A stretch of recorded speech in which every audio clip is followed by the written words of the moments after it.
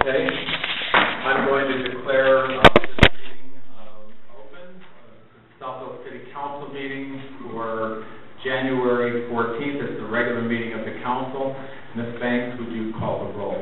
Thank you. Ms. Seymour? Mr. Mott? Here. Mr. Lamb? Yes. Mr. Frazier? Here. Mr. Fricassi? Here. Ms. Jordan? Here. Mr. Seifert? Here. We have seven members present. We could all rise for the Pledge of Allegiance. I pledge allegiance to the flag of the United States of America and to the republic for which it stands, one nation, under God, indivisible, with liberty and justice for all. Before we get into our agenda, I would like to take a moment to express our sorrow. A dear friend of ours and colleague and public servant to you all, Jack Ferris, passed away last Monday. Jack was our city attorney for the past 25 years. Previously, he was in private practice for 14 years, during which he served on the Southfield City Council for 6 years. He was council president, he had been the planning commissioner, he was on the police and fire civil service board, and he formerly served as the president of the Michigan Association of Municipal Attorneys, and was a former president of the Southfield Bar Association, former chairman of the Michigan Municipal League Legal Defense Fund, the board of directors, and a member of the board of directors of the Public Corporation Law section of the Michigan Bar.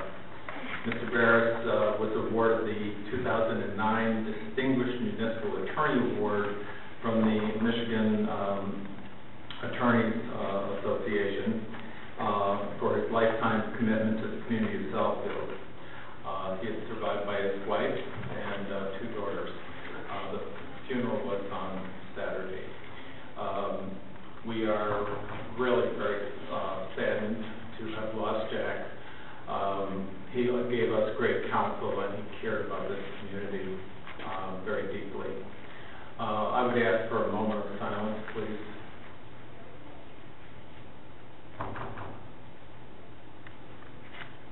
Thank you. I don't know if any of the other council members would like to say anything about Mr. Barris, but if not, we'll... I mean, how can you not say anything about this? He's just a great individual. He's an outstanding colleague, a knowledgeable attorney. He was fair to every one of us. He was fair. And he was also my neighbor. And he was deeply.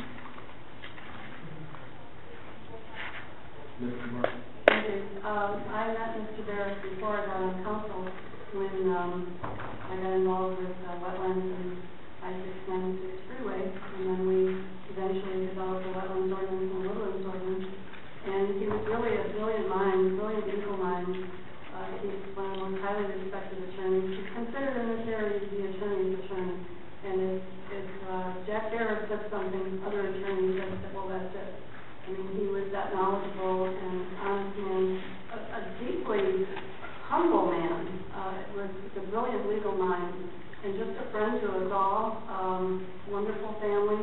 He leaves a big gaping hole in this organization, and I think to all of us who knew him, it's a huge loss. He unfortunately suffered an illness that couldn't be cured, and it's a very sad day. But I can't say enough in praise of this phenomenal individual. It's true when they say the good guy is young, and he was too young, but he'll be missed, and just one of those really sad things. But we were lucky to know him. We were very, very fortunate to have him in our midst and to have him advise us and counsel us. He never missed a beat. He just never missed a beat. An extraordinary individual, and I feel privileged to have known him all my life. Thank you. Mr. Chair, I would just like to, it's almost like an end of a Barris era. in that prior to Jack's serving as the city attorney, his dad, Zygmunt, became city attorney sometime before Jack did, and served the city well. After Mr. Barris Sr. Retired, Mr. Beach followed for a couple of years, and then Jack came off the council and appointed him as the city attorney, and he's been the city attorney until last Monday. And I just think that there wasn't a more quality gentleman than Jack Barris. He loved his sports, he loved his family, and he loved the city. And God bless him. Yeah, I'd like to say also that I will miss him greatly. He was a good counsel to me. Every time I had a question and I asked him for his opinion, one of the things about it is he wouldn't give something off the cuff. If he wasn't absolutely certain, he would say, "I'll get back with you," and he did. And there was a comment made at his funeral that if Jack said that's what it was, you could take that to the Supreme Court, because that's how thorough he was in his knowledge of the law. And I will really miss Jack. Jack was just a great guy. Thank you.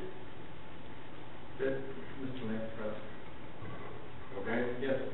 Well, I was a friend of Jack Barris, and I had many meetings with him, personal, legal. I used to challenge him, but he was always right. Sorry that he's gone. I remember a few of those challenges. I'll just add as well, when I was elected to council, each person up here had at least a decade's worth of council experience in some, decades and decades of being on council.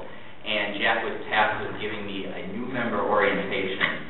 And, he had to catch me up to equal the experience of this council, and was very patient, very diligent, and it wasn't too long after that he ended up getting ill and taking his leave. So I didn't get to know him as well as some of the others up here, but he has a lasting legacy in this city, and you can really feel it. Even though he was absent the last year or so, his presence was felt for certain. And Ms. Lawrence. I echo everything that has been said. I commented that it's interesting sitting next to Jack in a council meeting, because you kind of get to see his body language, and then he'll turn and tilt his head, and he'll like, wait a minute, is this the button? And sometimes the council is talking, he'll grab our code books and start rippling through the pages to see if we're on the right page. But I can tell you, just a gentleman, professional. I took his counsel, I listened to him, and as everyone said, it's hard to argue with that, because he would not give you fluff, he wouldn't try to make you feel good, but he never made you feel bad, because he gave you the truth as it was. And we were fortunate, very fortunate in the city, to have this guy with his commitment, his professionalism, and as I said the other day, his thumbprint is all over the city. It will be missed. With that, Mayor Lawrence, the floor is yours. We have appointments to the Parks and Recreation Board, as well as reappointments to Parks and Rec, and then appointments to the Library Board. At this time, I would like to ask Ross Galvin, Ron Roberts, Delta Gray, and Hannah Hayes to please join me here at the podium.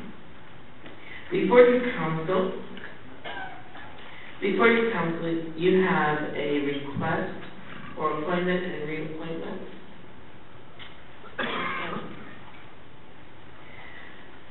As you know, we made a commitment as a city to involve the voices of our youth.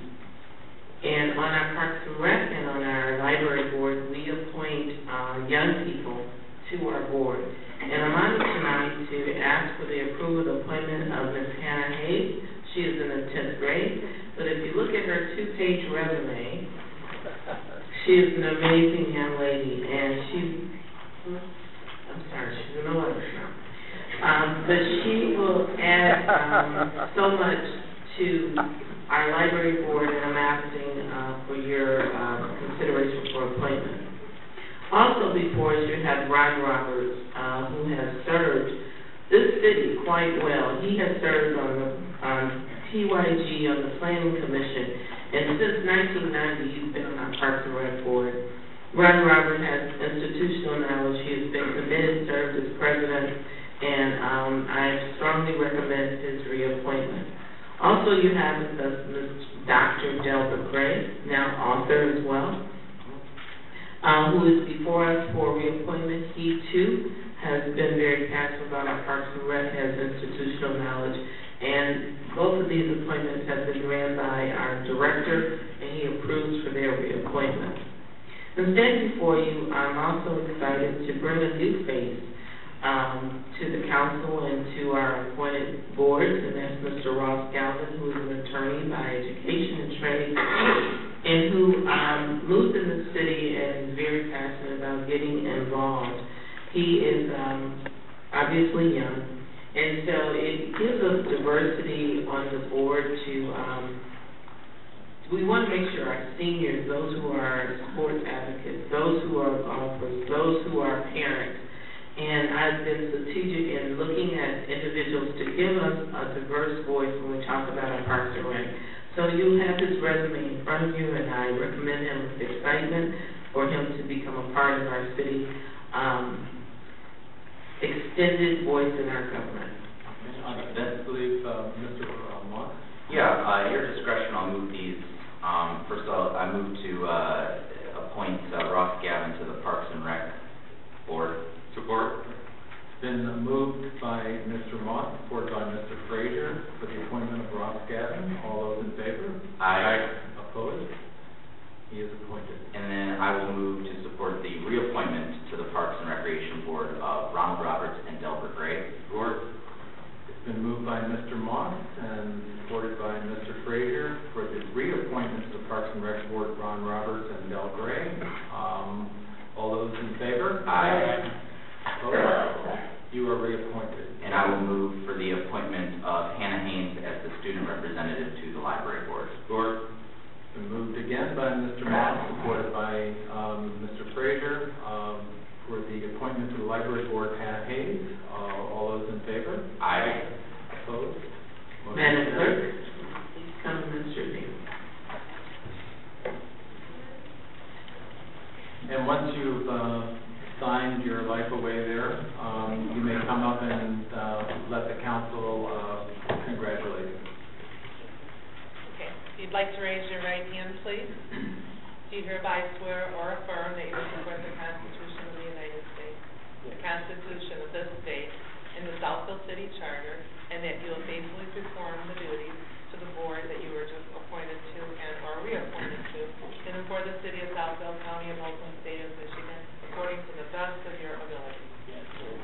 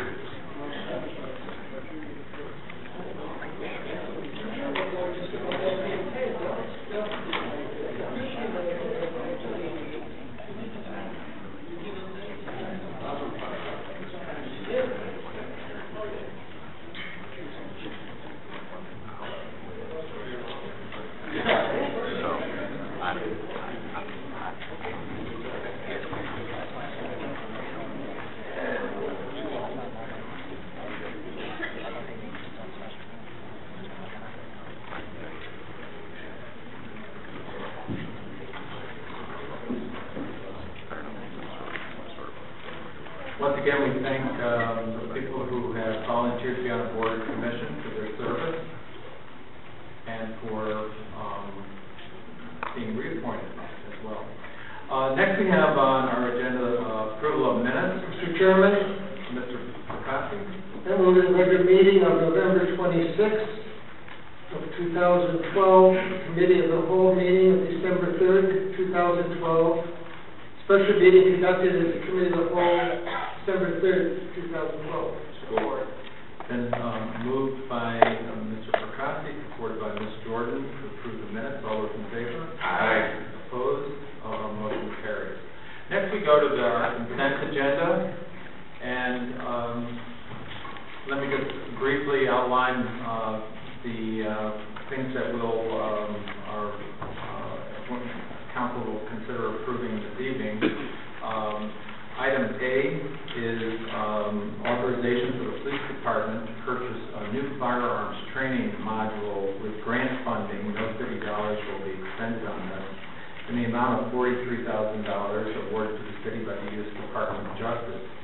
This module provides the most up-to-date tactical training in firearms deployment to protect our police officers and the public.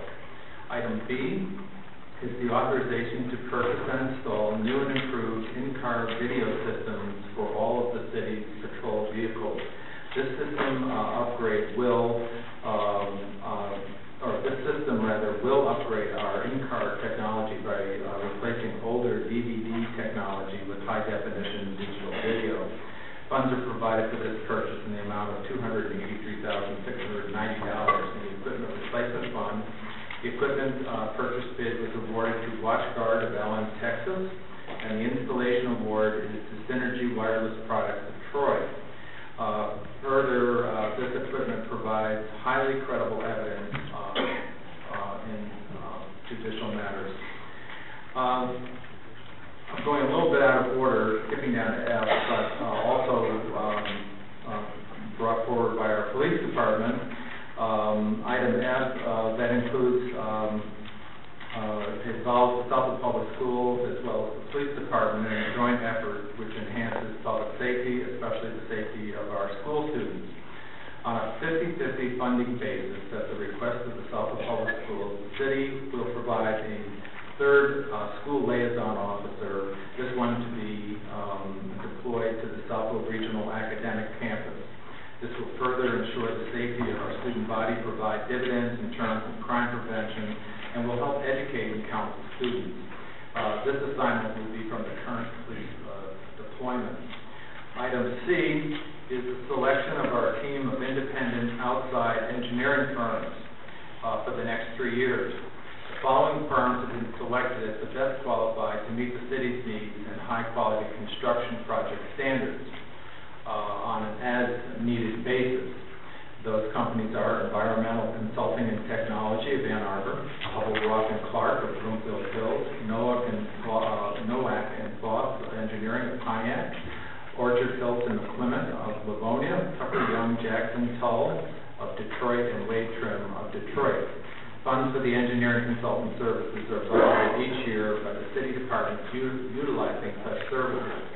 Item D is the authorization for the city staff to file the appropriate documents that facilitate the sale of a home acquired by the city and renovated under the federally funded Neighborhood Stabilization Program to a qualified buyer who is prepared and ready to occupy the home. Item E is a 6-month extension of the existing contract through June 30th, which would take us through June 30th, 2013, for the golf professional at Beach Woods.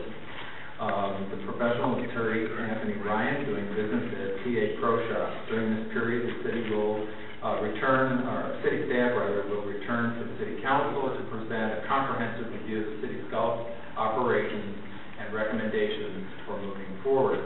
Item G is the 2013 Southfield City Council meeting schedule. If you've seen that schedule, we earlier today changed or added one more meeting, and that is for 6 p.m. on February 28th.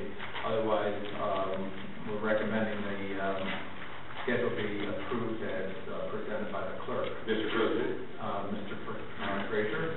I move that we approve consent agenda items CAA, CAB, CAC, CAD, CAE, CAF, and CAG as amended. Support. Moved by Mr. Frazier and supported by Mr. Moss.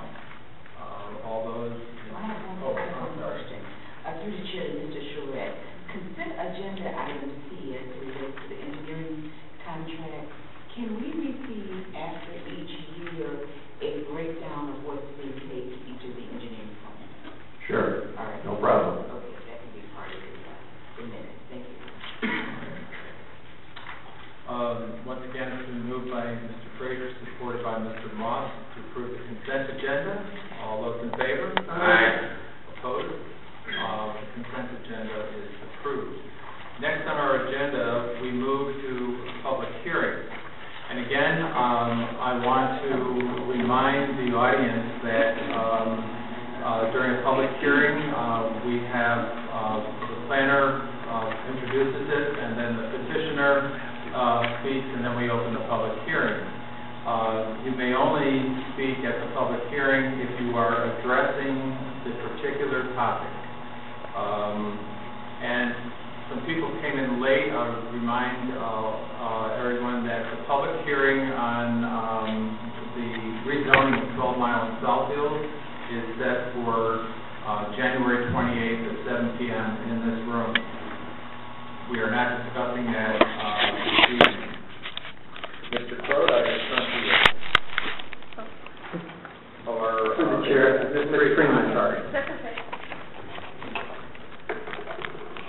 Honorable Mayor, Council President, Honorable Board, the city staff has received a request from Tower Real Estate Ventures, the developers, for approval of their brownfield redevelopment plan and tax increment financing plan Amendment 1 and development and reimbursement agreement Amendment 1 for 25110 and 25250 Evergreen Road. This original plan was approved by the Honorable Board on December 13th, 2010, and our Brownfield Redevelopment Authority approved the amendment that we're discussing tonight on November 21st. I'd like to invite Hassan Jawad, who is the developer, and Mark Quimby from SME to come forward. They're going to give a presentation on the proposed amendment. Good evening. If you state your name and business address for the record. Hassan Jawad, 26595 Evergreen Road, Southfield, Michigan, 48076. Mark Quimby, 43980 Plymouth Oaks Boulevard, Plymouth, Michigan, for soil and materials engineers. Thank you. Floor is yours. Thank you, Honorable Council, for allowing us the time to speak. So I'd like to give an original project overview, which goes over the original plan that was approved in December 2010. The eligible activities were roughly about $400,000 for mixed-use development, for 1 to 2 story structures, and it's up there as far as residential, commercial, potential uses. And there was a private investment of about $1.75 million with estimated job creation of 50 new jobs. The project was also supported with the Michigan Brownfield Redevelopment Credit of 12.5% of the eligible investment. And what we're really here today to discuss is the amendment to the brownfield plan, which includes 3 new parcels. The developer acquired 3 additional parcels to really put this package together. And those 3 parcels will have eligible activities of about $260,000. They'll include the demolition and asbestos abatement for the 3 residential structures that are currently located on those parcels, and also public infrastructure improvements and the process to actually get the brownfield plan approved. The private investment based on these 3 new parcels will actually increase the whole project from $2 to $2.5 million with an estimated construction start in 2013. And this is a brief picture of what's going on. The original parcels in red are the original brownfield plan, and then the ones in blue are the 3 new ones that were added based on this amendment. And these are just a couple key points for everyone to look at for the amendment. The base taxable value, including all of the parcels together, is about $622,000. The estimated value after construction is complete is going to be about $1.3 million. So the increment that we can capture by this project for reimbursing the eligible activities is $727,000. And it's important to note that on these brownfield plans, the only thing that's being captured is the increment. So the base taxable value will continue to be collected by the city and other taxing jurisdictions. Only the incremental taxes will be captured for the period to repay the taxes. And there's an estimated 28-year reimbursement period. During that time, the brownfield authority captures some of the taxes including their administrative costs. And after that, the Southfield BRA will capture their revolving fund to basically build a kitty for the city brownfield authority for the remaining 2 years. And then after that, everything goes back on the tax rolls. And that's the end of the presentation. Okay. Mr. Jawad, anything you want to say? First and foremost, I didn't have an opportunity to wish council and staff a Happy New Year 2013. Thank you. I just want to reiterate that this is an amendment to a plan that was already approved in 2010. We have continued to stand behind our investment in the city of Southfield and have continued to invest in the city and are looking forward to bringing brand new development that will mirror our existing successful development that is on Evergreen currently, and we are just looking for a favorable approval. And I'm here for any questions that you may have regarding the amendment plan. Ms. Freeman, anything else? I simply just wanted to add, there was a couple of items that were brought up during the COW. Councilman Frazier had asked regarding the bid for the demolition of the project, if we could add that into our reimbursement agreement.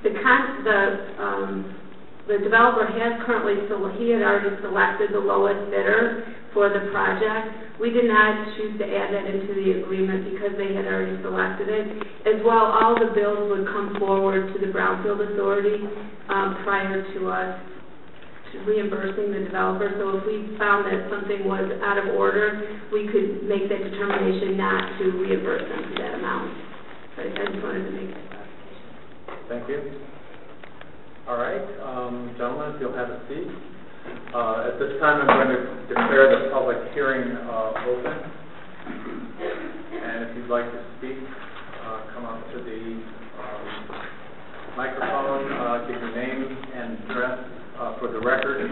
I will interrupt about 15 seconds before 5 minutes are up.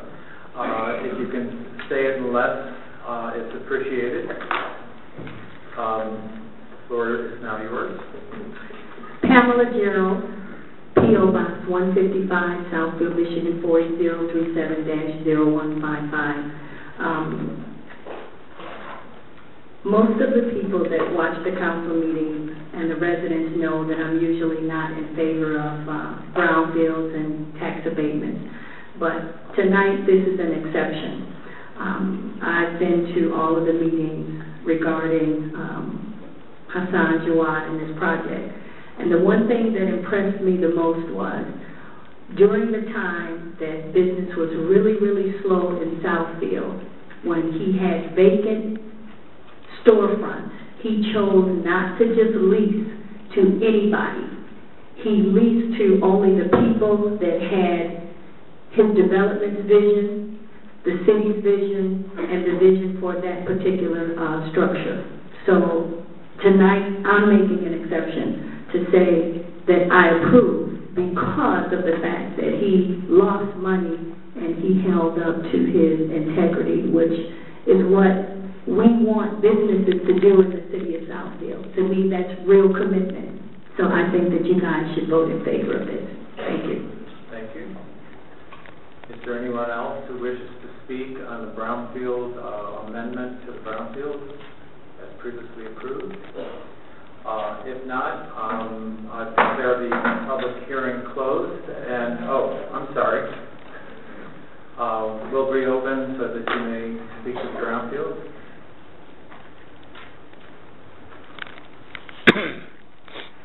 Marcy and Turner, 21700 Maida Avenue, Southfield 48075.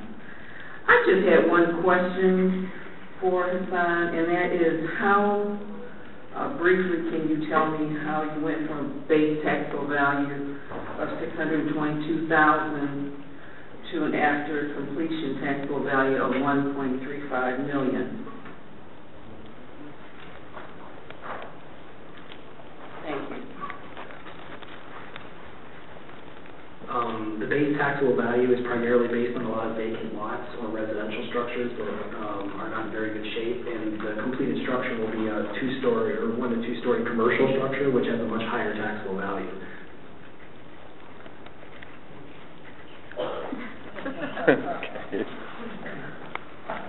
Mr. Jawad actually did the community a favor. One of the houses that he tore down was riddled with mold, so we're glad to have that abated. Mr. Chairman?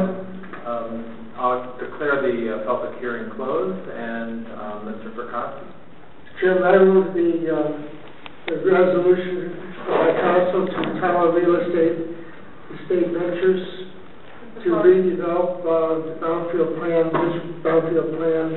at 25250 Evergreen Road and 25110 Evergreen Road. Okay, is there a second? And supported by Mr. Seymour. Discussion, Mr. Land? Yes. I am going to talk about the brownfield taxes. I need some information. What is the total amount of the taxes which will be captured by the developers from the people of the city of Southfield? So I'm not asking you, I'm asking Sherry or whoever official can answer. It's $650,000, but approximately. But those are the dollars that they'll be paying their taxes, and then to reimburse them for the cost of the items that we approved in the brownfield plan. Now, I don't believe that we should do the piping and all the brownfield, the sewers and everything are included in this, right?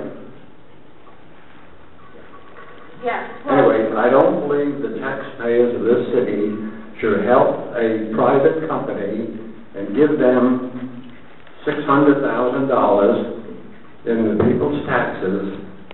And how much money are we supposed to give them yearly in reimbursement of what they lay out? The Brownfield Authority and the City Council approved a list of items that are eligible non-environmental activities to help supplement those projects. So they include the demolition originally of the People's State Bank, the homes that are being demolished. So we're going to assist them in paying them back for the costs that we've approved through the brownfield plan. No, I don't. So some of the costs are attributed to the future work on Evergreen Road. So their portion that abuts Evergreen Road will be capturing some money to help make improvements along Evergreen Road when we go forward with that redevelopment. Well, that is a cover-up. Try to get the assessor from us to approve it. Well, I'm not going to approve it because now answer the question, how much money are we going to give them yearly towards their laying out money? And why should we pay for all the work that we have to do for them, or they have to do for their own development? And why should the taxpayers pay for it? The city wants to partner with our developers to encourage redevelopment. It makes the site more desirable and enables them to move forward with this project. The brownfield helps level the playing field by removing some of the obstacles to redevelopment, such as the vacant building that has been causing blight, the vacant homes that are in the surrounding area. So this helps remove some of those impediments. It makes the project feasible for them to move forward. So why should we give them the taxpayers' money to do all that? They have more money than the city has today. They must have a cash catch that's more than we'll ever have. And why should the taxpayers, and again, answer the question, how much are they going to get from us every year in cash? It's broken out over the course of 28 years. Yeah, I know. Okay, how much money? $23,000 a year. We're going to give them $23,000 a year. Correct. They're going to pay their taxes, and through that tax collection, we're going to reimburse them. I don't think that's fair to the taxpayers in the city of Southfield at this time. And I don't know why they're not a partner. You're always saying the word partner. They're not our partners. If they were our partners, we want to get something from them, a dividend or something. We're partners, right? But they don't give us anything. We give them. They are making I am going to refuse to vote for them, not because they're not nice people and everything, but let them pay their own amount for their own businesses. And the people shouldn't have to give them any money. We can't afford it. We don't have it. I know, you're going to tell us the story. Maybe you could tell us the source of the money. Again, these are dollars that are collected through, they're going to pay their taxes, and then we're going to reimburse them a portion of their taxes to help. That's where the dollars are coming directly from them as they make payments on the property. This is also a match to the state. The state is going to be offering an incentive to Hassan as well through tax credits for their redevelopment project as well. So the state is not giving us any money to exist. They're taking money from us. So why are they giving them money? It's to encourage the redevelopment of our community. Well, they have their own money. I don't think the taxpayer should pay anything, any business. It's the dollars that are generated from that site are going back to assist them. I don't care what you say. The people are giving them $600,000. That's wrong. That's wrong. Why not give our people and who are going into foreclosure to help them, give them money? They have more cash stacked away than we'll ever have in this city, like all the other corporations. And then if they overpay in taxes, they sue us. We have to give them back millions of dollars. No, I will not go for it. I hope the people back me up. It's time the people backed up and don't give the taxes away. Mr. President. I just want to say for the record, I appreciate the passion of Councilman Lamb, but it is imperative that in this economy and in this current state that we're in Michigan, that we partner with our business community. In this case, the developer has just an amazing record of commitment to the city. If you look at Evergreen Road and the transformation that has happened and his investment in this city, he is truly a partner already. And the part of the brownfield that is compelling to me is that we capture the base taxes. So he will not be allowed to operate tax-free. He is still paying his taxes. But the increases, and you heard the investments that he's making, increases his taxes. And he will be able, over a 28-year period, I think it is, to recapture his investment that he's making in the city that all of us are benefiting from. And the other thing I want to say is that this is a partnership with the state. The state also agreed. I agree, Mr. Lance. The state is taking money away from us. I get that. But we're going to have to survive as a city. And if we continue a no investment or no construction, if we do not keep the passion we had in the past, Mr. Fakowski spoke to that today, about us being a city that embrace development, that has the vision to understand that as a developed city, we have to redevelop ourselves. And this is brand new construction. And everyone that I have encountered has been so impressed with the development on Evergreen Road. And that has been this developer's vision, his commitment. And in a tough time, we already said, when everyone else was kind of like nothing, he didn't allow uses that would not complement and provide us excellent. The restaurants, he's been very selective. He has created the beginning to continue. And I, for one, and I'm not disagreeing with you, Mr. Lance, but I, for one, as the mayor of the city, I strongly support this. I feel that this is a person that I can trust, a person that I would gladly partner with using the tools that we have. There may be some brownfields that we can talk about, that maybe we have some challenges with. But for this one, this hits the mark, and we should move forward. Thank you. Mr. Lance? All the people that went into foreclosure, or all the people who are in their homes now, if they have to do a new renovation of their bathrooms or something, come to the city and we'll give you an assessment of people's taxes too. They're entitled to it too. If the business is entitled, they're entitled to money too. Now, it's not fair to the people of this city to give away their tax money to help a private company, a private business. Okay? And that's my take on all this taxes being given away. Look at Lear. Since 2004, we gave them millions of dollars of the taxpayers' money.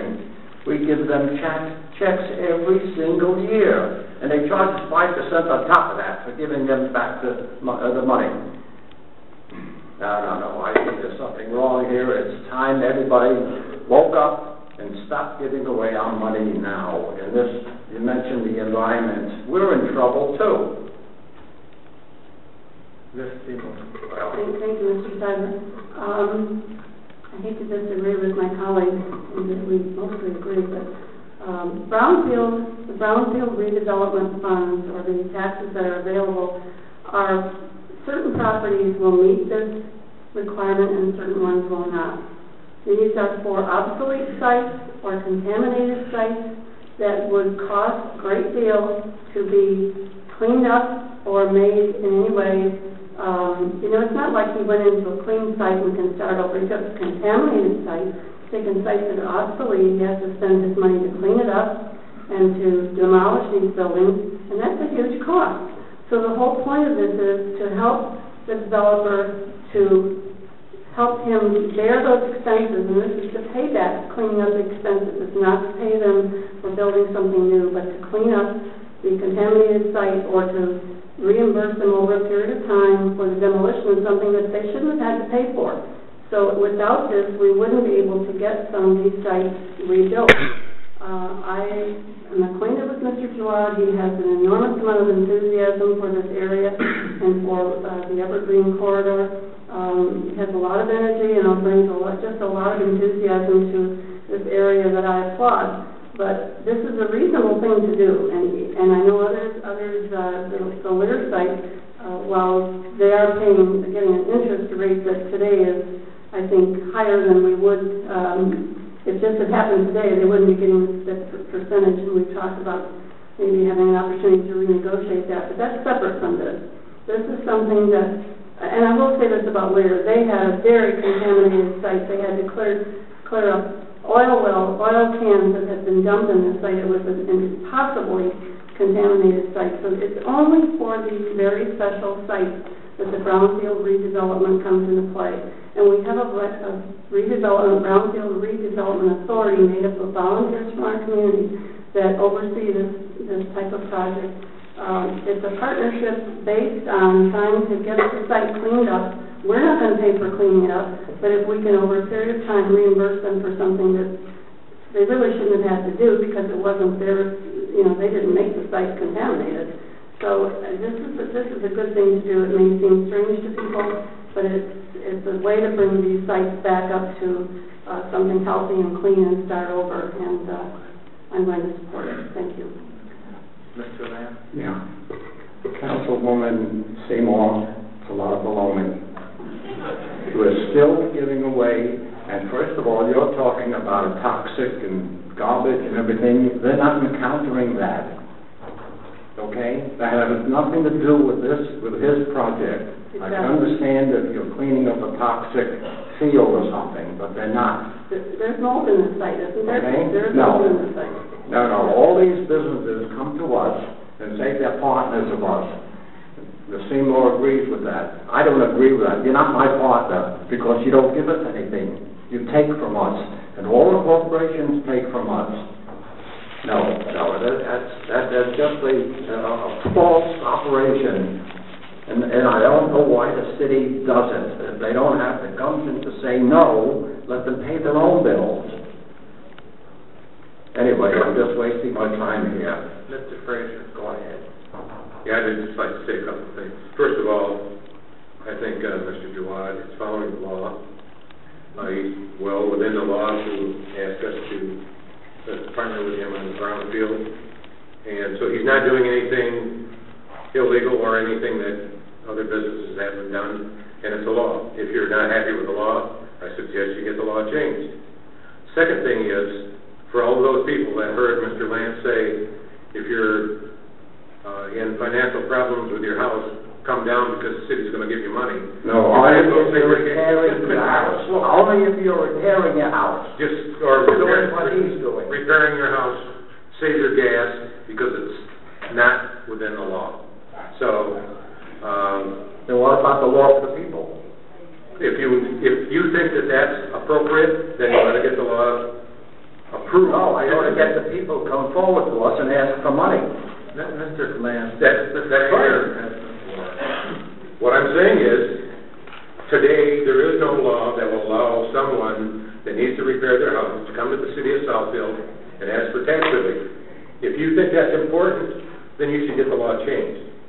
If you don't think the brownfield law is appropriate, then you ought to work with that to get that law changed, taken off the books. In the meantime, we have a law that says you can do that, and he's following the law. There's nothing wrong with what he's doing. There's something wrong with your allowing it to happen. We're the law here. Mr. Lance, other people want to speak. Well, we're not the law. We make the decisions. Our decisions are give away to people's money. I'm done. Thank you. Mr. Moss. I think we're debating philosophies here, and we're not getting down to the heart of what we're doing. We can be a government that does something, or we can be a government that does nothing. And when the opportunity presents to us to do something to help redevelop this city, I think we should do it. So I think we should just go on with the vote, because I don't think we're going to resolve philosophical differences on this one very targeted proposal. Do you have something else you wanted to add, or at this point? I don't want to drag this out any further than it necessarily needs to be.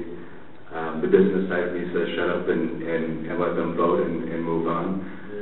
The personal side of me is slightly offended by some of the things that have been said, but I'm going to leave it to the vote and go from there. We have a motion on the floor that's been supported. All those in favor? Aye. Opposed? No. Thank you. Madam Clerk, it's 6 to 1 vote. All right, at this point, we're going to move on to public hearing B, and this time it's Mr. Crowe. Thank you, Mr. President. Our second public hearing is PC 1247, a special use request for Patrick Bell, representing Tim Donut U.S. Limited, Inc., to construct a 1,953 gross square foot Tim Horton restaurant with drive-through property located at 19701 West 12 Mile Road, on the south side of West 12 Mile Road between Evergreen Road and Southfield Lathrop High School. The Planning Department received a special use and site plan request on October 19, 2012. Planning Commission held a public hearing on this matter on November 28, 2012, and made a favorable recommendation. A little bit later, we'll talk about the site plan, but the Council Site Plan Committee also met on this item on January 7th. I'd like to provide a short video.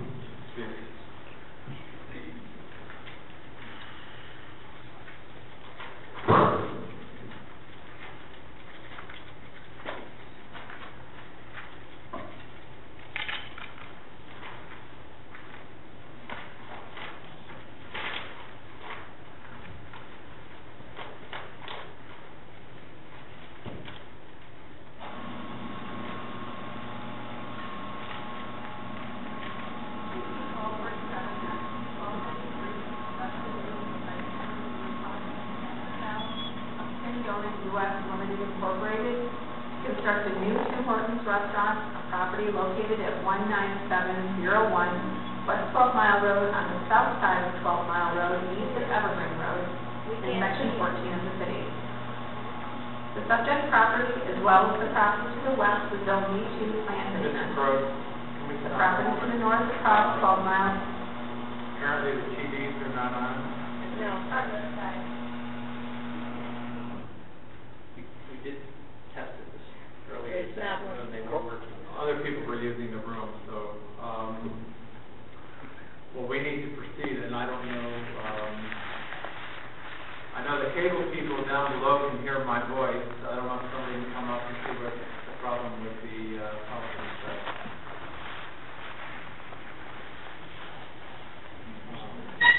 Let me try it here. Trying to get it isn't going to help. Someone has to turn it. I just saw the audio TV set was turned off. Yeah, I'll tell you what we'll do.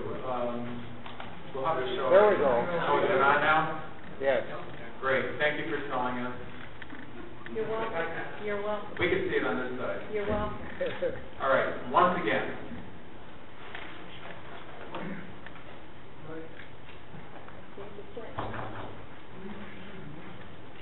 GP 1247, SP 1293 is a special use and site plan review request of Patrick Bell of Tim Donut US Limited Incorporated to construct a new Tim Hortons restaurant, a property located at 19701 West 12 Mile Road on the south side of 12 Mile Road, east of Evergreen Road, in Section 14 of the city. The subject property, as well as the property to the west, is Zone B2 planned business. The property to the north across 12 Mile Road is zoned R3 Single Family Residential. The property to the south is zoned R2 Single Family Residential, and the property to the west is zoned RM Multiple Family Low Rise. With regard to the existing land uses, the subject property is developed with a vacant restaurant. The property to the north across 12 Mile Road is developed with single-family homes fronting on Kensington Street. The property to the west is developed with the Evergreen Plaza Shopping Center, and the property to the east is developed with the 12 Pines condominiums. The proposed site contains 1.49 acres of land with 136 feet of frontage along 12 Mile Road and a depth of 479.03 feet. The special use request is to allow the construction of a freestanding restaurant within the B2 planned business district. The submitted site plan reflects the construction of a new 1,950 gross square foot Tim Hortons restaurant with drive-through and associated parking. The parking required for the development is 17 spaces with 100 provided on site. The landscape provided conforms to ordinance requirements, and the elevations show a mix of bricks, EFS, and glass. Issues considered by the planning department during the review of the special use and site plan were standards and conditions of the special use requirements of the B2 planned business district regarding standalone restaurants. The petitioner is to implement the recommendations made by the Southfield Police Department's Crime Prevention Bureau regarding site security.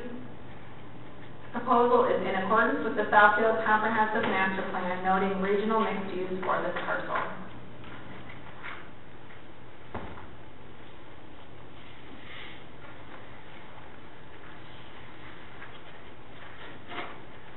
I believe the petitioner, Mr. Patrick Bell, is here. I'd like to invite him up. But before he does, I just want to correct a statement in the video. It did say 100 spaces are available on the entire site. does have 100 spaces. 17 parking spaces are required. The applicant is leasing 31, it's almost twice as many. The remaining portion of the parking lot is available, but it's not specific parts of the site plan. Good evening. If you state your name and business address for the record. Thank you, Mr. President, honorable council members. Patrick Bell, Tim Horton, 565 East Grand River Avenue, Brighton, Michigan, 48116. We are very excited to embark upon this redevelopment project in the city of Southfield. As presented in the video and by Mr. Crowe, we will be raising the existing building on the site and building a brand new Tim Hortons restaurant. This is a very exciting location for us. We believe that our neighbors will benefit greatly from the traffic that's going down 12 Mile and that's currently patronizing their site. And I'm here to answer any questions you may have in regards to the project. Through the chair, Mr. Bell, could you explain to the council and the audience the new prototype, the indoor seating, and a little bit before we enter the public hearing? Absolutely, Mr. Crowe. What we're looking at here is one of our new prototype buildings. About a year and a half ago, 2 years ago, Tim Hortons really rebranded ourselves and brought forward the new building that you see today from an exterior standpoint, but also the interior of our building has been really redone. We're getting back to our roots as a coffee shop, a cafe and coffee shop. What we have inside is a good mixture of hard seating, but also soft seating. We have a flat screen television, fireplace, free Wi-Fi. It's really a great opportunity for folks to get in and enjoy the environment, enjoy some of our food products.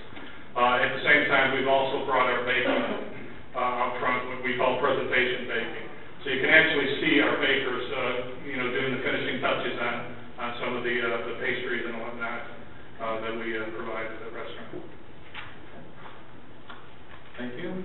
And we'll move to the public hearing. I now declare the public hearing open on GP 1247, special use request of Patrick Bell of Tim Donut U.S. Limited to construct Tim Hortons on 12 Mile Road. And I see I already have a speaker. Your name and address for the record, and you have 5 minutes. Thank you, Mr. President. Pamela Gill, 155, Southfield, Michigan, 48037-0155. My telephone number is 248-352-9188. My main concern was what you just asked about, the 100 parking spaces. Because I don't think in that immediate area it's 100 parking spaces for that particular business. I want the city to be a little bit more careful when we're looking at plans for these businesses and we're talking about parking, that we are specific about the number of parking. We use these numbers so loosely. There's 3,000 spaces provided. Does anyone ever go out to count to see? 3,000 spaces is a lot of spaces. So I'm glad you brought that issue up, Mr. Crowe. I'm concerned about the turning off of 12 Mile if you're headed westbound. There's a little area that you can turn left into the complex. I want to know about that particular entry into the property, and it seems to be a little congested with traffic from the other businesses. Is that going to be a problem, having a drive-through facility there? My second concern is the fact that there was talk at some of the study sessions about this being a 24-hour business. Now, I'm originally from New York, and that's the city that never sleeps, okay? Southfield is 26 square miles or so. We are the all-American city and the center of it all. Are we trying to turn into a 24-hour all-American center of it all city? Why are all of these businesses choosing to come to Southfield and want to be 24 hours? I don't know that people that have moved to Southfield from other areas paid for a 24-hour city. I would think if they wanted a 24-hour city, they would move to other entities like where I'm from, which is New York. So that's one of the concerns that I have. And I'm just not sure that that area is big enough for another Tim Hortons. We keep allowing all of these Tim Hortons, we keep allowing all of these drugstores to just populate, and they're starting to saturate the city like these check cashing places. Can't we just find businesses that are not similar to what's already in the community and bring some real business diversity here to Southfield? Thank you. Thank you. Anyone else wishing to speak?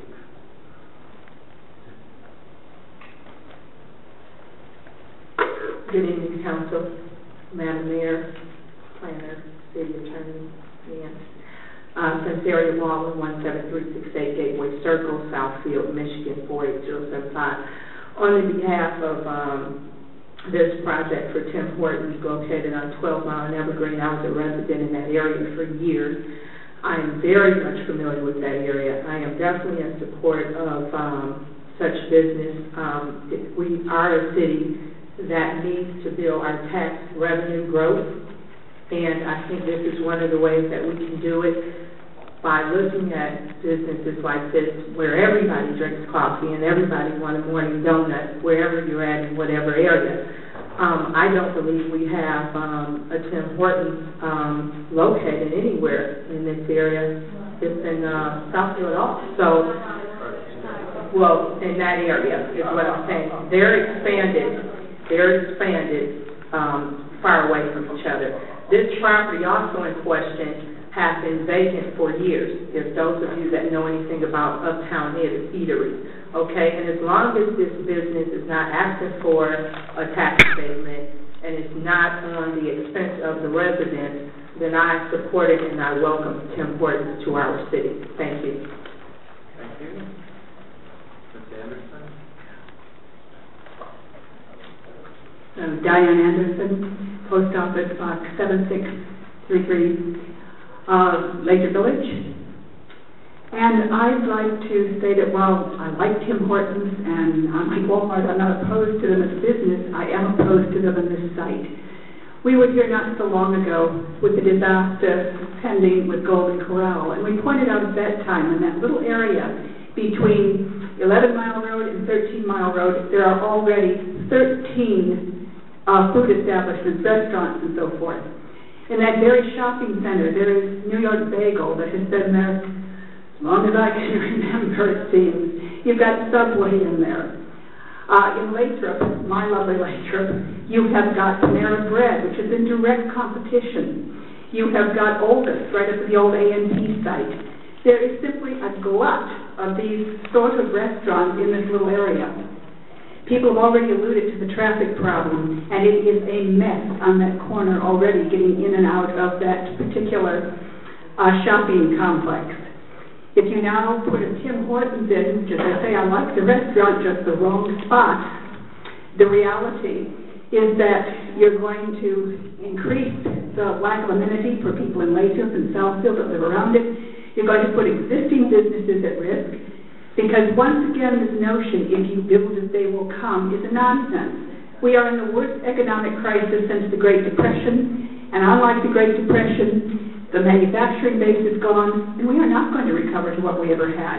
So there are limited consumer dollars.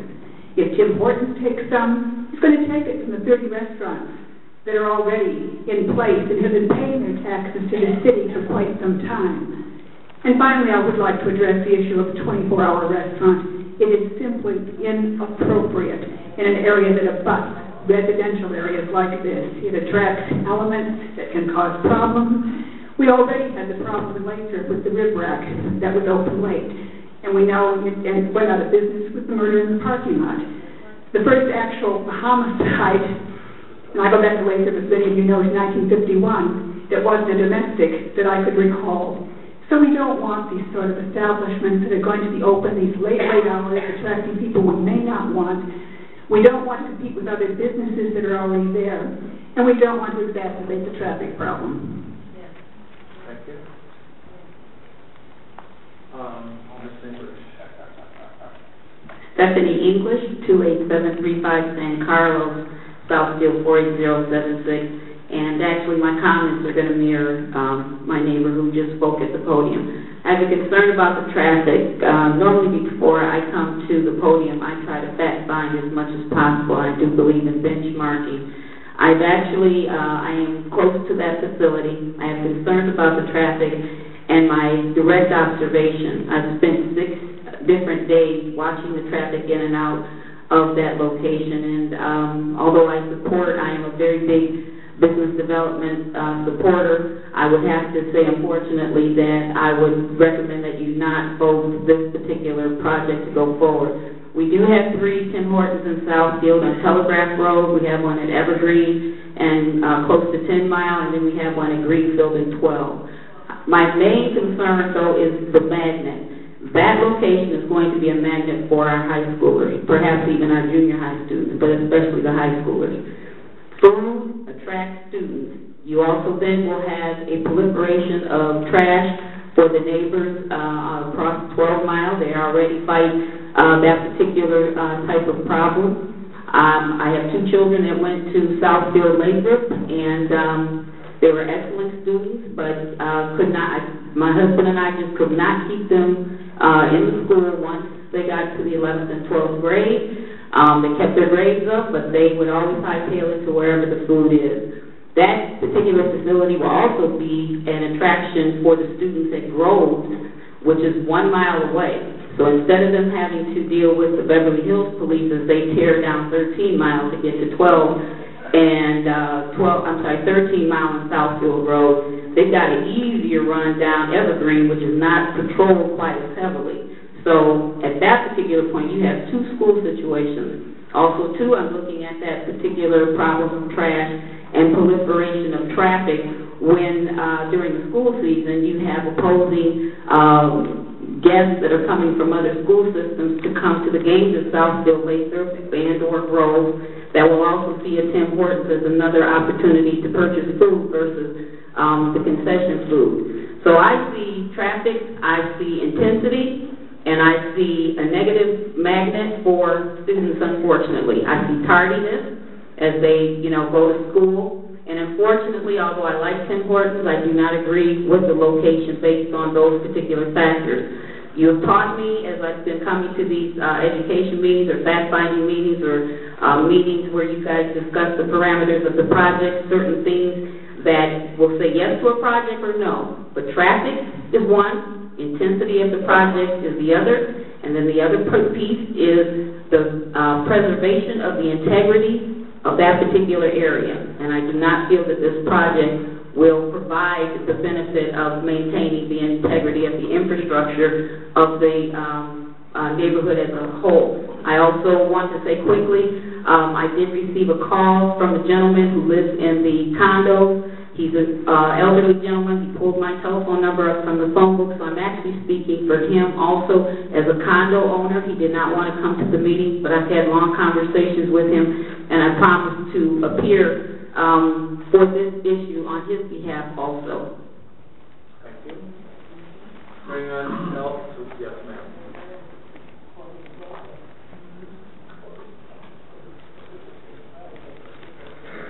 Good evening again, Council, Mayor Lawrence, other dignitaries here. Marcy and Turner, 21700 Maida Avenue, Southfield, Michigan, 48075. I have mixed feelings from what I've heard about the issue of Tim Hortons. One of the things that concerned me for a long time is that Uptown Eatery has been sitting there vacant, and I would love to see development there and get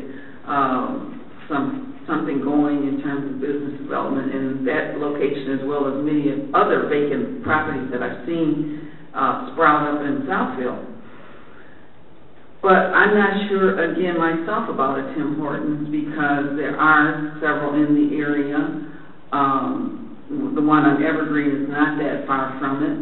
The question I want to ask to the gentleman that has the proposal is how many seats would this eatery hold, both the hard seating and the soft seating, in terms of people staying around the restaurant for a long time. And with that, he can come up and answer. But I just have some concerns. I don't know one way or the other right now based on what I've heard from the community. And I haven't heard the council speak yet, but I would like that question answered. Thank you. When we're done with public comment, we can get an answer for you. Anybody else wishing to speak on this topic? Come on up to the podium and state your name and address for the record, please. Good afternoon. My name is Sullivan Kimbrough, 18169 Lincoln Drive, Southfield, Michigan. And I just want to support progress for the city. I think it would be a great business to have a coffee shop in that area. I think it's good for Southfield. I think people have to control their own kids as far as where they go, where they don't go. I don't think you can leave that to a business to monitor people's kids and what they do and what they don't do. Thank you. Any other, yes, sir, come on up.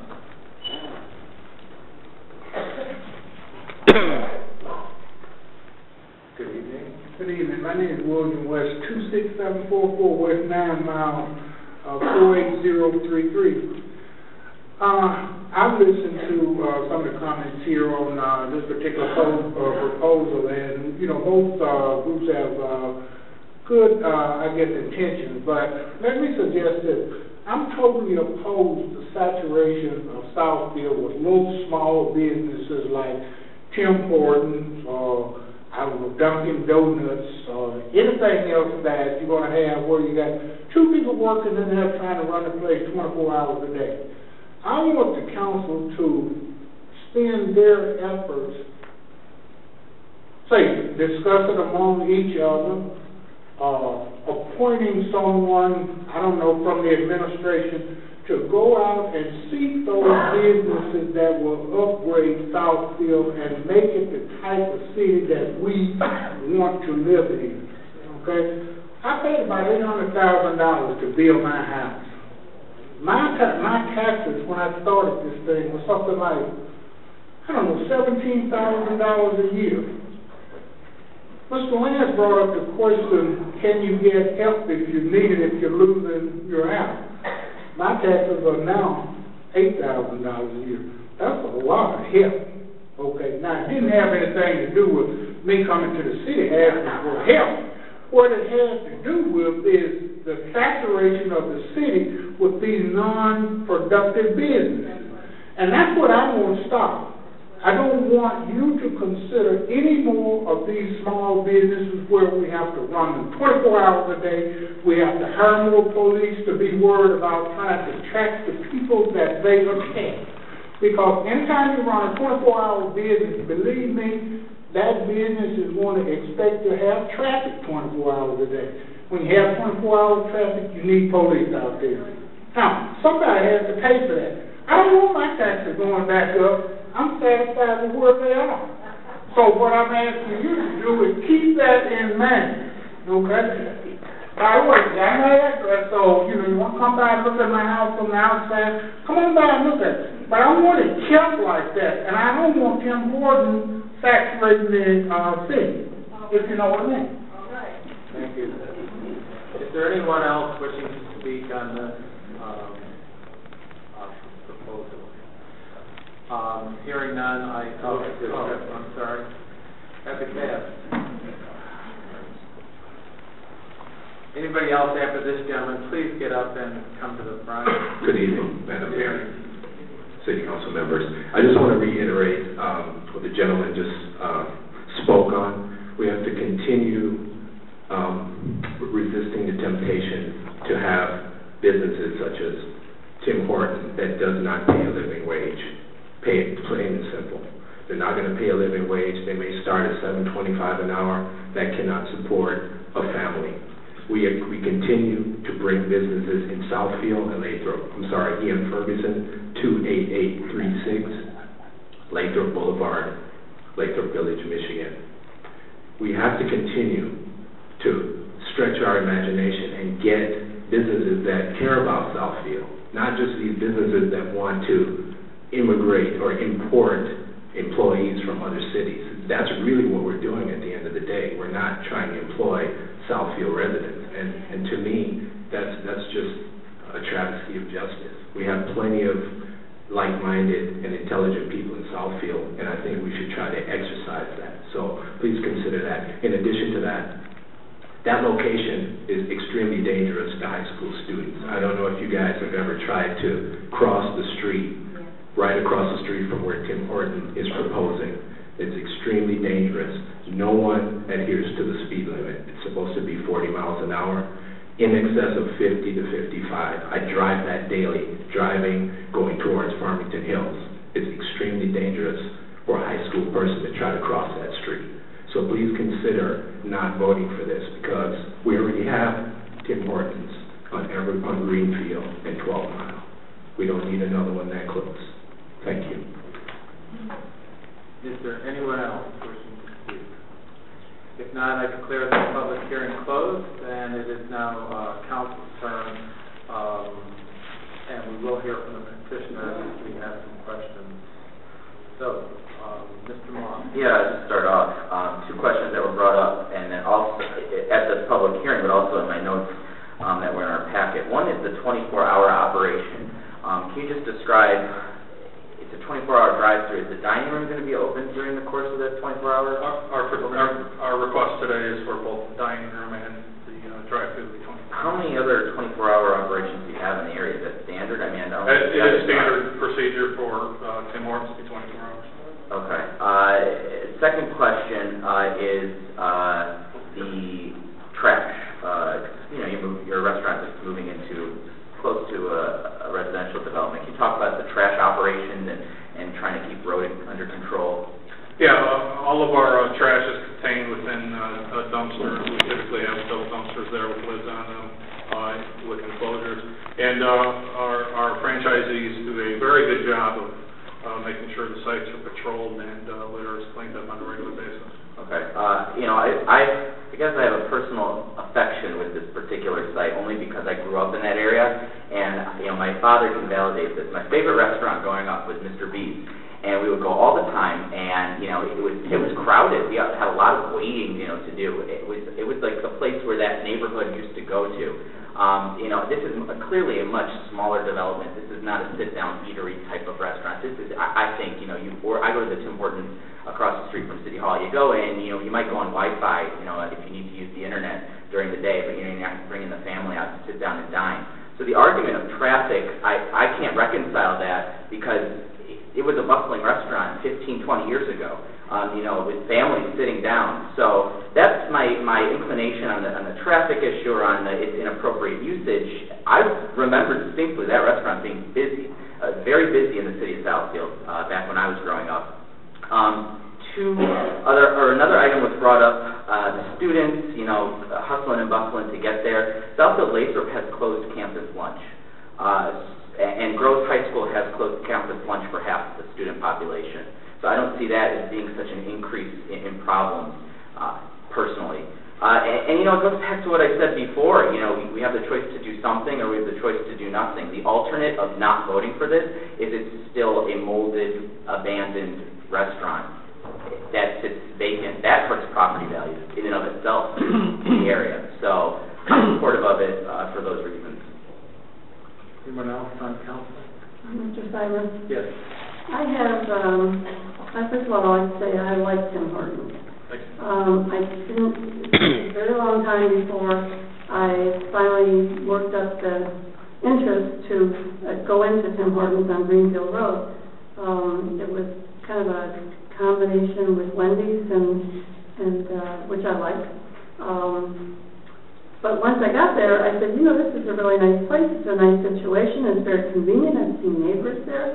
But in this particular situation, I'm a little concerned, more than a little concerned about the drive-through being so close to the residential. People have referred to that as condominiums, and it may be. It was an apartment building for a long time. But I drove by there this morning, and it's very close to those buildings, and I have a serious concern about that. I've been told by realtors who were interested in the property that there's a lot of black mold in that building. So it's going to be a mess to clean up. But I like Tim Horton, don't misunderstand me, I am very concerned about the fact that it's a drive-through and so close to those residents. I'm not sure, I don't feel real comfortable about that situation, so I'm not sure I can vote for this, although I'd like to see the building cleaned up and be better used. If I could, Ms. Seymour, there is a significant separation between our drive-through and the adjoining property. There is also a wall along that adjoining property as well as carports that screen very well. I think probably your greatest concern when it comes to a drive-through is the speaker system itself. That's part of it. Right. And I'm here to tell you today that all quick-serve restaurants have come really far along when it comes to the speakers. I'm not going to say that everyone has it now, but Tim Hortons uses an automated system. No longer are you going to hear Charlie Brown's mom kind of squawking through a box. Our speaker systems are really conversational speech levels at the box. Conversational speech is about 60 decibels. Ours are about 64, and we can adjust that up and down in order to comply with anything that's necessary. Well, I would say this, that if this goes through, and if we have complaints from the people that live, not across the street from us, I don't think that would be a consideration, but immediately to the east, you will certainly hear from us, and I would hope that you would take appropriate action. We absolutely will. Yeah, because we don't want that. Tim Hortons has a very good reputation, to my knowledge, and I don't want to see it tarnished. Absolutely, and those neighbors are our guests, and the last thing we want to do is inconvenience our guests. Right. Well, I'm kind of on the fence about this one. I don't want to say no to a good company, but I want to make sure that the residents don't suffer any adverse effects. I have a little bit of concern about carloads of kids coming in there at night, too young to drink, but not too young to be out and about overnight. So I'm a little bit concerned about that. Just want you to know. Thank you. Ms. Jordan. Just a few questions. Now, you indicated that this is a new concept. Yes. How many stores in this area, the southeastern Michigan area, has the new concept been developed? I'm going to say over the past year, we have probably built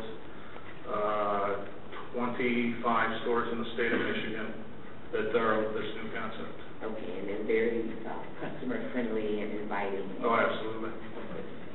That's what I really like about this particular development. The building, the property has been vacant for such a long time. And we've got another decision in front of us in 2 weeks. But I really think this needs to be developed. So I am in favor of it. However, would you consider limiting the inside hours to 11 p.m., 12 midnight? Yes, we would consider that. I would like to see that being council a part of this approval. If we could limit the inside hours to, 12 o'clock, midnight. Yeah, Ms. Jordan, I think, talking to some council members in the past, we would be agreeable to, maybe an 18-hour open within the dining room, maybe 5 in the morning till 11 at night. But we would really like to maintain that 24-hour drive-through. We have guests that are important to us, work third shift, and our emergency responders and whatnot that are out and about and, really enjoy our products, and we want to make sure that we're servicing them. Yeah, I don't have a problem with the drive-through being 24 hours. I think it's a safety issue. Would you make that a condition? Yes, I would like to make that. I would support that. Midnight to 5 a.m. Midnight to 5 a.m. for the inside and a 24-hour. That's agreeable. So, thank you. Ms. Lawrence, and then Mr. Perkowski. I have a question.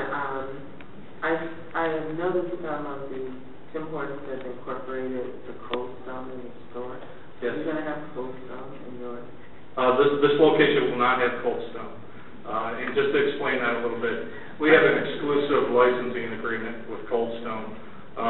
Yet Cold Stone reserves the right to pick their locations. So we provide them with our sites in advance, and they decide whether or not they want to go into that location. And this was not selected for them. The other thing is, being a parent of to Southfield Lake as students, and living in that general area, you will have on game night, on after school, and if you have teenage children, you know they're starving by the end of the day. And that entire strip has developed a process. Some of them only allow so many students in at a time. And you would be naive not to have a plan, because they will love your product. They will want it. And you literally could have 100 kids coming into that restaurant at any time. And you should be prepared for that. And it's not that they're bad kids, but that's what they do. And we may have a closed campus, but almost all the children find a way to get off campus for lunch. If there's a place to go, there's something to eat. They walk around to that little Caesars to get a pizza. And that's a longer walk than you are. So what is your plan? Well, each of our locations are owned by franchisees. So what I will do, based on the comments tonight, is I will go back to our operations manager and make sure that the franchisee chosen for this has a comprehensive plan. Because I don't want my children disrespected, and I don't want your business to be harmed by it. Right. Like I mentioned earlier, obviously, we're going to take the precautions necessary to make sure that our guests are not inconvenienced. And whether that's we've got too many people there and the service isn't, up to speed, or making sure that the folks who are there are being treated with respect. It's definitely something that I will take back to our operations team. Because I will tell you, you need to know the nights of the game. You need to know when when school went out, and staff accordingly too. Right. Because you will have, in addition to your regular and your students, you'll have lines out the door. And I hope it's also an opportunity to employ some of those students in the restaurant. Oh, absolutely. That was going to be my next thing. The other thing I appreciate Councilwoman Jordan asking about the 24-hour. One of the things that I just want to go on the record that you do, the Tim Hortons that we have on Evergreen Road is inundated with students. And we all assume that everyone has internet at home, and that's not a reality. And in this economy, one of the things that is cut when you're trying to reduce your budget because of financial challenges is cutting your internet or your cable. So I know for a fact if I'm out late and I stop by at Tim Hortons, it's packed with people on their computers. So there is a need for the Wi-Fi, and then you're going to have students that come after school that want to do their homework or they have to do research. So I can't say it enough. You've got to have a plan to manage your student population. It's not a bad thing, but if you don't know how to manage it, it will be a problem for you. I have a question about the parking. You said that there's only a need for 17 and they have 31. I may have the numbers wrong. Who does this other parking belong to? If I could answer, Yes. we are leasing the property, a portion of the property. The remainder of the property will remain with our landlord. Okay. So we have 30, I believe. Who's your landlord? The name of the company is Group 10 Management, LLC. So do they own all of that parking in the back as well? Yes, up into the parking blocks as you see on your That site. does not belong to the strip mall? No. There is a section of parking past the parking blocks that belongs to the mall, but they do own it all the way from 12 Mile Road to the parking blocks that are represented on the state plan. So I believe we have 33 parking spaces that are a part of our development, but we also will have access to the remaining 67 parking spaces that will remain in the possession of our landlord. Okay, thank you. Mr. Fricassi. Yes, Mr. Chairman, the site plan committee did meet with Tim Horton and discussed a lot of the things that we brought up tonight. They were very, great in discussing some of the problems there that were addressing tonight, in that we made them, apprised them of the school and the cleanliness of the outside as well as the inside, and they acknowledged that. We did talk about 18 hours, and they were going to go to the 18 hours and 24 hours to the drive-through.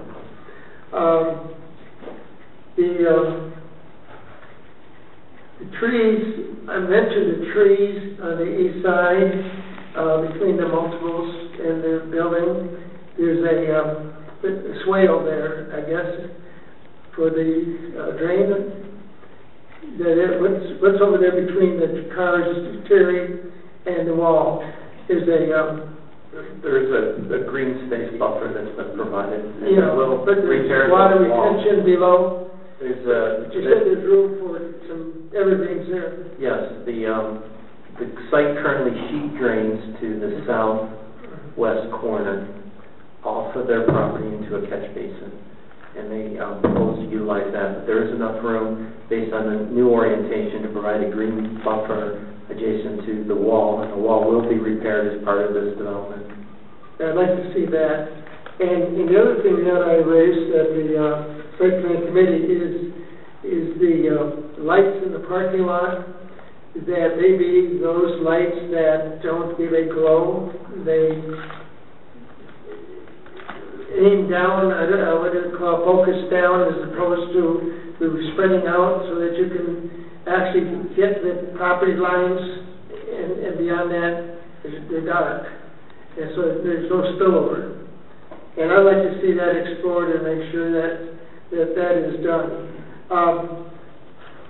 The reason for the lights that I requested is that if you look at that area during the evening hours after dark, very few buildings are lit up, if any. Even the gas stations close up, and there are two-story residential across the street and apartments next door, condos. And I'd like to make sure that they have a little peace. Even when there was a restaurant/lounge there, they closed up at 2:30 and everybody was out by 3. And I don't worry about the noise so much, because when there was a lounge there, they had a patio almost adjacent to the condos, and we didn't get any comments from the condos at that time. So I'd like to have you consider the things that I raised, and Terry, if we can work on that, I'd greatly appreciate it, like that expressed in this minutes of this meeting. Through the chair, I want to point out that the request is 5 a.m. to midnight, which is technically 19 hours. I know 18 hours has been mentioned. 11, I thought. And I think the applicant was requesting till midnight, so I wanted you to be clear that what you were voting on. I was thinking midnight. Yeah, actually, I said 11, but Ms. Jordan said midnight. I'll take either one. I didn't want to laugh, but when you were making the presentation, I heard the public comments and no reflection on the residents here, but you know, they didn't want something small, they didn't want something big tonight, and I just wondered where's the in-between somewhere, meaning the 12-mile road Southfield and this location. One is kind of small and the other was expressed as a large box, so we'll see what happens. Maybe something in between. Mr. Fraser. Yes, I'd like to echo a lot of the comments that Mr. Perkowski made about what happened at the site plan committee. We saw the plans and went over a lot of the questions that came up tonight. I felt satisfied that Tim Donut had answered our questions right. But I would like to make my comments to other residents that have come to the microphone about speaking against fast food restaurants and smaller restaurants, and would like to have larger quality restaurants in.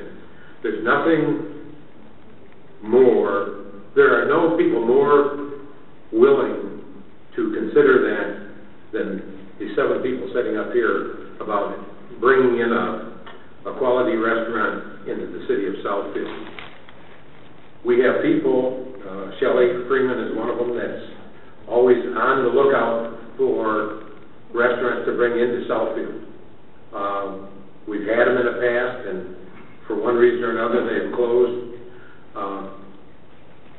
Crowe will be more than happy to entertain a legitimate request.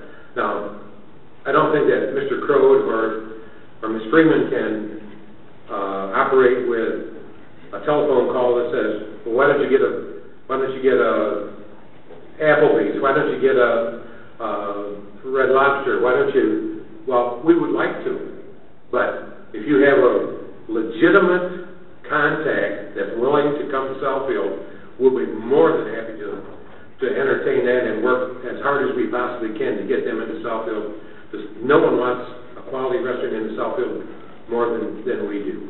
So it just so happens that maybe it's the cycle, but the smaller fast food restaurants, because everyone seems to be on the go, and most people want instant stuff.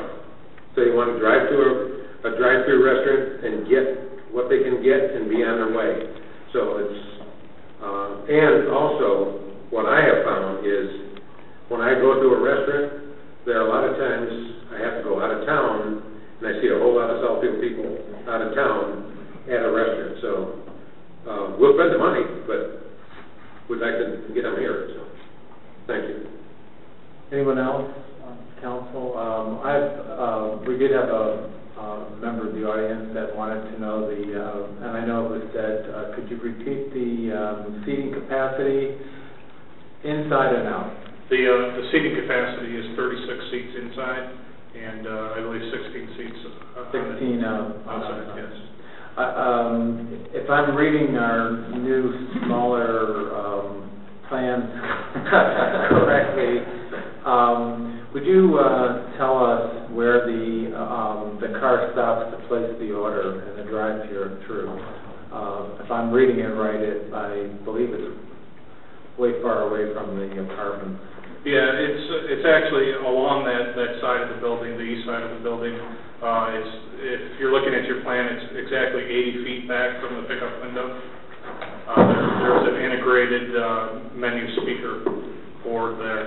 And then if you look to the east, towards the multifamily residential, there's actually a carport between our speaker and the residential development. And I appreciate the green space. Matter of fact, when I first moved to Southfield, I lived in this apartment. And then the Suffolk house went out next door, which became Mr. B's. At any rate, that green space. I know that we're going to be talking about the site plan later, but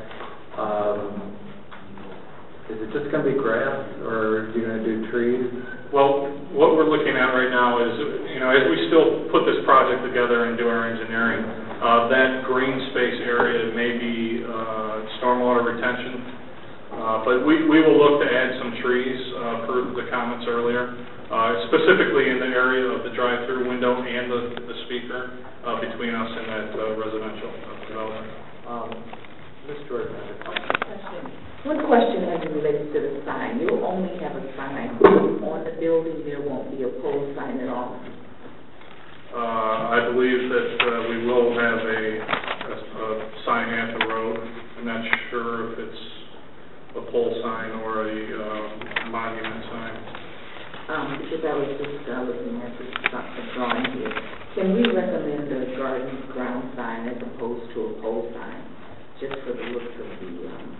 You mean out by the road? Yes. Yeah, I mean, it's here, within your purview to make any recommendations you'd like to make. Discuss the site plan portion, maybe I'll understand. Can't block traffic, so it's a vision for cars. Mr. Chair, I would like to make a motion that we approve GP 1247 for support. With amended hours. With the amended hours. How far do we want to go, 11 o'clock or 12 o'clock? I'm 12. 12? Yeah. 12 a.m. close. We need time after these Monday night meetings to get there before they close. Yes. The rest of our 24 hours. 12 a.m. to 5 a.m. closing inside. Excuse me? Yes, that's what we're doing. I could just, get through the chair, I just wanted, you said 12 a.m. to 5 a.m., but the hours opening would be 5 a.m. to midnight. Yes, right, okay, thank you. Thank you for that clarification. So we have a motion on the floor by Ms. Jordan, supported by Mr. Moss. All those in favor? Aye. Mr. Lance stepped out, so it's 6-0. Very good. Thank you very much.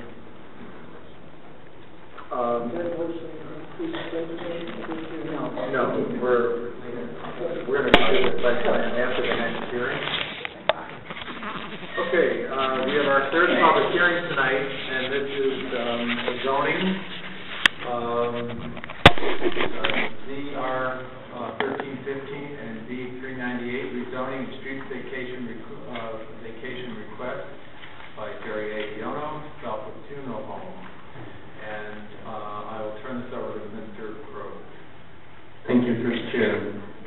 Again, our next public hearing is a combination of rezoning and street vacation, ZR 1315 V 398, rezoning street vacation request of Jerry Yono, Southfield Funeral Home, to vacate 189.98 feet of the 60-foot right-of-way of Kesh Avenue and rezone 0.78 acres of RA and R2 single-family residential property and the Kesh right-of-way to P vehicular parking for the purpose of constructing a new parking lot to serve the needs of the funeral home on property located at 18290 and 18338 West 5 Mile Road and 18320 and 18370 Kesh Ave on the north side of West 12 Mile Road between Southfield Road and Guy Street. I have a brief video presentation. These items were received by the Planning Department on September 10th, 2012. The Planning Commission held a public hearing on this matter on November 28th, 2012, and made favorable recommendations.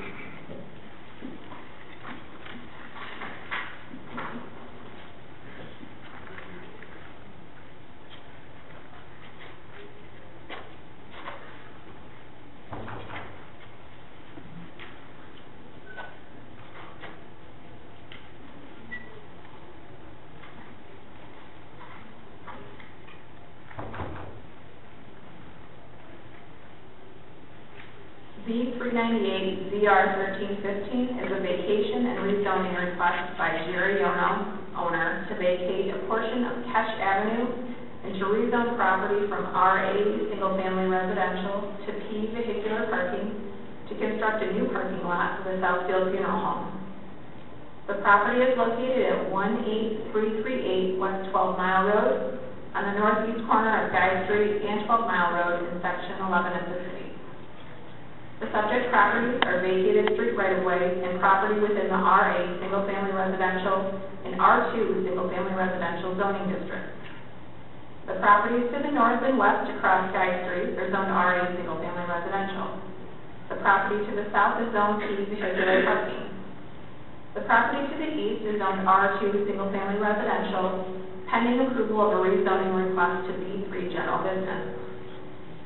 With regard to the existing land uses, the subject properties are developed with the vacated Kesh Avenue, a house fronting on Kesh Avenue, and vacant properties. The properties to the north and west across Guy Street are developed with a single-family home fronting Guy Street and Kesh Avenue. The property to the south is developed with a parking lot for the Southfield Funeral Home. The property to the east is developed with the vacant St. Bede's Church, pending approval of a rezoning request and site plan for a proposed Walmart supercenter. The total acreage of the property proposed for rezoning to P vehicular parking is 0.78 acres of land. The rezoning will allow for the redevelopment of the land for additional parking for the Southfield Funeral Home. There is 180 feet of frontage along Guy Street and a depth of 190 feet. The vacation request is for a 60-foot by 189.98 foot, 0.2 acres of Kesh Avenue, which is a 60-foot wide public right-of-way located just north of the existing funeral home property. Currently, this section of Kesh Avenue right-of-way contains a 2-lane paved road that dead ends at the St. Dave's Church property to the east and provides access to an existing home fronting on Kesh Avenue. The balance of the right-of-way contains a 12-inch storm sewer line, 6-inch water line, and 2-inch gas line. Issues considered by the Planning Department during the review of the vacation and rezoning were: the proposed rezoning will be in accordance with the Southfield Comprehensive Master Plan that indicates local mixed use and moderate density single-family residential for this parcel. The proposed rezoning to P, vehicular parking, will allow the petitioner to redevelop the property with a new parking lot to suit the needs of the Southfield Funeral Home.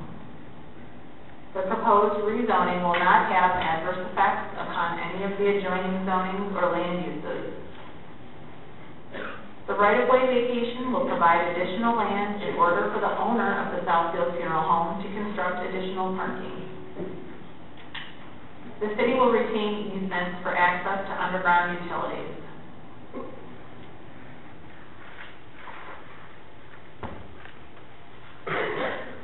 Mr. Crowe, is the petitioner here? Yes, Mayor. Your name and business address for the record. Jerry Yono, 18338 West 12 Mile Road, Southfield Funeral Home owner. Good evening, ladies and gentlemen. Is there anything else you wish to? Well, I think, yes, I'd like to bring up a few things. I'm sure everyone here knows, council, all of our brothers and sisters behind me, the situation we have with the parking. We've been there almost 32 years next month, and we've had that problem, and now we really need to do something about it. We're afraid that people will be parking across the street again, walking across the street in the wintertime, and parking in the side streets. And we don't want that to happen because it really aggravates the people that are living there, and I can't blame them for that. So we really need this parking. It'd be a terrible thing to die on the way into the funeral home. It definitely would. I've actually seen people in the winter, it's dark out, walking across the asphalt out to the traffic. Exactly, exactly. We're very concerned about that. We need the business, but not like that.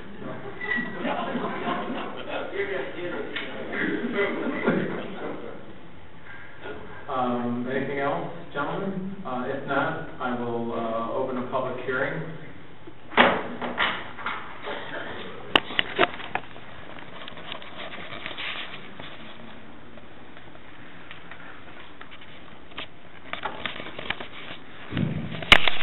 Pamela Cyril, P.O. Box 155, Southfield, Michigan 48037-0155.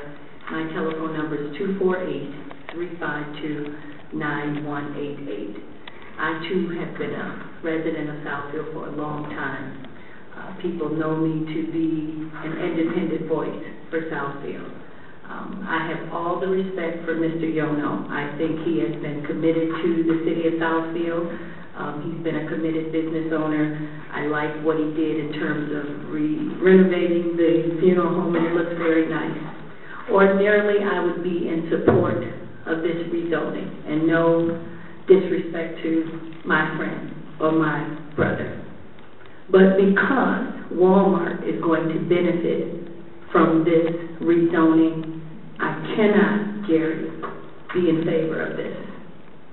He needs more parking, but I think a better relationship would have been a church like Reverend Philip Jackson's church, Seth, Church of God in Christ, to be partnered in a parking lot joined with a funeral home. Who knows, maybe members from the church might have wanted to use his funeral home if they needed a funeral, but I am just not in favor of any type of rezoning that Walmart will benefit from on that 12-mile Southfield Road corner. And you're right, Mr. Moss, that the city does need to redevelop, but with the right projects. And Walmart is not the right project for the city of Southfield. And so I cannot support this rezoning. Thank you. Anyone else wishing to speak on this?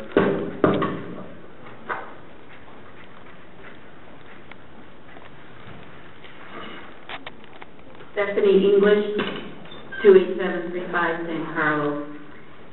This was a busy night. I knew I was going to want to speak on most of the things. And with respect to Pam, I know Pam is very fond of Mr. Yono, but I'm looking at it from a business standpoint. I respect Mr. Yono too and his longevity and commitment to the city. I drive frequently past that area and he needs parking, period. I wasn't going to come to the podium as long as no one came to the podium and made the assumption that he was in cahoots with Walmart. We need to look at his performance as a neighbor, a performance as a business person. His commitment was already solidified and built in. I've been here 17 years. He needs the parking. He has attempted with every single measure to try to get the adequate parking. I think that it's just the timing of the way the Walmart, because I am against the Walmart project, but I am not against a neighbor and a resident. He provides the diversity aspect that we're looking for to maintain positive relationships with the Chaldean community. He is a broad-centered thinker. He is reflective of what our community persons and our business persons should be about. So as long as he's not penalized for what appears to be possibly some kind of adjunct physical relationship to the potential Walmart project, I've got to speak in his behalf. He should not be penalized for that. We need to look at the bare basic request that he's asking for, which is simply more parking. There's not a person that lives in the neighborhood who hasn't seen that funeral home. His attempt to keep it developed to an optimum level, and part of it is the parking. It is a safety factor. I have almost run over people at night. Whoever said about when the funerals may go into 7:30, 8 o'clock and start, especially in the wintertime, I would not be able to live if I ever hurt someone, while driving. Sometimes it's just some of the women dressed in black. I can't see them when they're dashing from the funeral home door to the other side of 12 Mile, and so that should be a really, really important factor here. But the other important part is Mr. Yono has already proved himself as part of our infrastructure that we really want to maintain, and I don't want him penalized for what appears to be maybe some adjunct relationship to Walmart. So I'm hoping that you will approve it. Thank you. Anyone else? Yes, sir. My name is Arthur Thompson. I live at 29417 Somerset, and I'm within a stone's throw of Mr. Yono's funeral home, Southfield funeral home. I'd like to say here we are again. About 10 years ago, when Mr. Yono wanted to enlarge his parking lot, that is, to come into the south side of Kesh, he came before this body, made a similar zoning request. I, for one, said, how do we allow a business to come into a residential neighborhood? We did it, but we gave a variance from our ordinance that said the wall should be 15 feet away. It's now 9 feet away. He wants to come into a piece of property that adjoins another piece of residential property. When that property becomes available, does he decide, I'm going to make my parking lot a little bit bigger? I was in the neighborhood when he remodeled the funeral home. He did a very good job, and the wall is very nice, as he said it would be. But if I have 8 kids, I can't live in a 3-bedroom house. I need to find a bigger space. Maybe that is an option rather than continually encroaching into a residential neighborhood and asking us to give him the street. I mean, is that being paid for? But that's not the larger issue. The larger issue is that it's continually encroaching into residential areas. And so for that reason, I encourage the council to not approve this measure. Is anyone else wishing to speak on this matter? The gentleman first, coming up to the rear.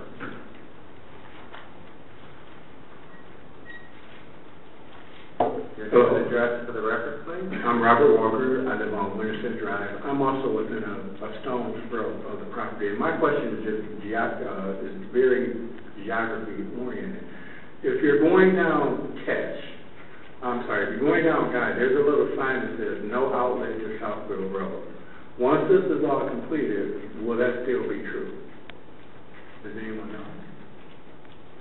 In other words, if you're turning down Guy, there's some point that when the funeral home parking lot is complete, and let's say the other request that's coming up is granted, would a driver be able to turn left on Guy and somehow, some way, navigate through Mr. Yono's parking lot and then the proposed Walmart parking lot and eventually get to Southfield Road? That's my question.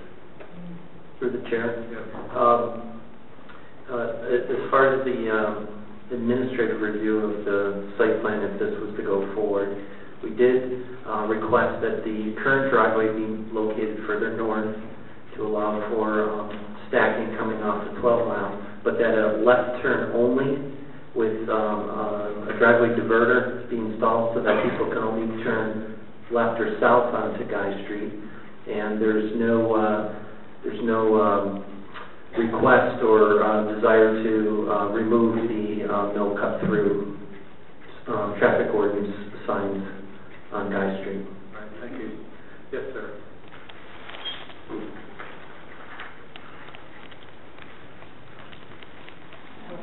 Previously, I stated my name, William West, address 26744 West 9 Mile.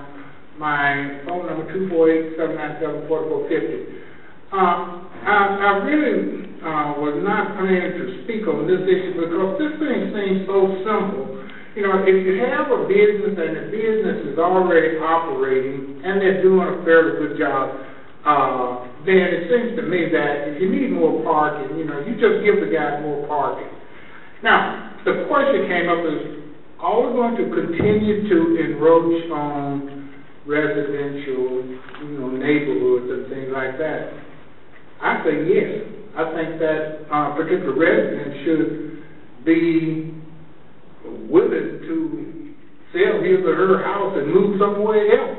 That's my opinion. But of course, I can't force it on anybody.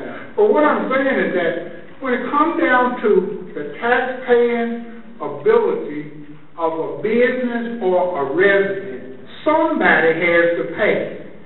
And if that business, the funeral home, expands, continues to stay there, has appropriate whatever, then he or she is going to be able to serve more clients. The person has a house there. Well, the fact of it is, he doesn't want his or her taxes to go up. They're not going to expand that house. So what are you left with? In most cases, what you're left with is a house that deteriorates because the people don't want to spend money on it. So what I'm suggesting here is that when we have a business opportunity to expand a business, get a larger business in that area, we could seize that opportunity and participate with, in fact, the owner of that business and let them expand. If we don't want to go out and get larger businesses, then when a business comes to us and says, I have a plan and I'm going to generate more money for the city, I think we should jump in bed with them. And this is one project I'd say, regardless of what we consider Walmart and anything like that, we're not debating that. I'll speak on that issue when they come. Now I'm saying all we're talking about is a small amount of parking, to make that a viable business so that it won't be dangerous to other people. So even if you had to split that parcel off and give it to him some way or another, I think we should consider that. Thank you. Is there anyone else wishing to speak on this subject? Seeing none, I declare the public hearing closed. Council, it's your turn to Mr. Chairman? question. Yes. I have a question. I know we've heard for a long time that Mr. Yono needs this extra parking. And we've heard about the problems. We've seen it, and it's not something new. I guess I'm wondering why did it take us so long to get this proposed in this little piece of property? It just seems to, as the gentleman just suggested, it seems to have come up at a time when Walmart comes up, and my original thought was, is there some connection? I mean, is one, you know, I'm not asking of you, so if you just hold on a minute, I'd like to have somebody from staff, if I can, unless Mr. Young is the only one that has an answer. Can I answer that question? Certainly. The parking, the reciprocal parking was St. Bede's. New developers that are coming in now, I will not have that parking. You had an agreement, in other words, with St. We've had that agreement for 32 years. Okay, I get it. Since we bought, in fact, before we even built. Okay. So now, we don't have it. No matter what developer comes in, we will lose that parking. Okay, so... So that's why we're... So this property then did belong to St. Bede's? The property behind there now, you have an empty street, and then I purchased the two homes over there. I tore one down about 5-6 years ago. Okay. And the new one is a small house, which I purchased about 6 months ago, which is gonna go down. Okay, so it's the street. So it's an empty street, and I don't know, I think the folks that really can visualize what we've done the last time we put that other parking in there, this will look, I think it's gonna look a lot nicer than look at an empty street, which is gonna have garbage around it. Right, okay. So it's the fact that they're gone that you no longer have this arrangement. So, am I correct? Yes. You wanna... Okay. You're leasing from St. Bede's. I'm sorry. You were leasing the parking from St. Bede's? We were not leasing, it was reciprocal parking. Oh, okay, that's right. If the church had a crowd, they could use your... And of course, we were helping them And now you financially. you don't have that accommodation, We so... will not have that. I got it, okay. I understand. It's gonna be, it really will be, look at chaos over there. No, but I understand. You had an arrangement with the property owner. Yes, we The did. property owner has changed, and now that arrangement isn't feasible, so we need to vacate the street to give you that extra. Yes, ma'am. Okay, thank you. Anyone else that wishes, Councilman Percassi? Yes, Terry, the drive out to Guy Street, will they be able to turn right into the subdivision? Through the chair. No, Terry can answer that. Yeah, through the chair. We requested a left turn only on Guy Street going southbound and a diverter be placed so that they couldn't turn right or northbound on Guy Street. Okay. We also requested that the existing driveway be moved further north so that cars coming off of 12 Mile, there's adequate stacking space. If this were to go forward, would require at least a 6-foot high screening wall. They're proposing an 8-foot high screening wall along the north property line. And then we would have some type of knee wall screening and landscaping along Guy Street to separate the parking lot and discourage people from parking on Guy Street and entering onto the parking lot. How will we have access to the vacated road and its infrastructure below? An easement would be, a permanent easement would be granted. And nothing could be built on that other than the parking lot itself. Okay. And I just want to clarify, there is a 0.26 acre piece of St. Bede's property north of Kesh Street to the west of Mr. Yono's residential property that would be transferred or sold and consolidated into this new development. So there's a small niche that comes out that's part and parcel to this rezoning request. Mr. Chairman, if there's no other questions, I'd like to make a motion. Well, go ahead and make the motion. Yeah, make the motion, and then Mr. Frazier. For the approval of ZR 1315 and vacation request 398. All right, do I have a second? Support. Supported by Mr. Frazier. Okay, Mr. Frazier, your turn to speak. Couple of questions about the vacation. When we vacate a road like this and it's paved, who's responsible for returning it back to the original state? Do we do it before we vacate it, or is the petitioner that would like it vacated responsible for it? I could check into that, but I believe that as part of this development, we would require the petitioner to make that part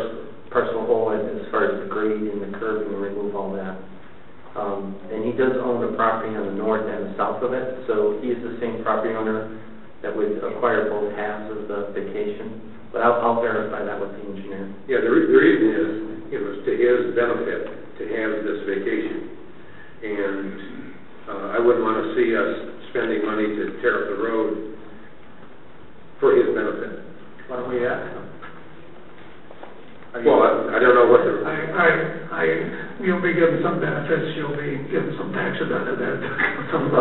Yeah, we will make that a condition of our administrative review of the vacation and the parking. The taxes that we're going to get out of that, I'll never let see the payback period. Well, the city doesn't have to clean it up anymore.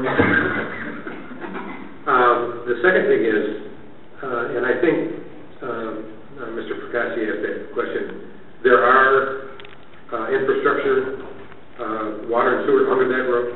Yes. Because when I was reading... And a gas line. When I was reading all this, it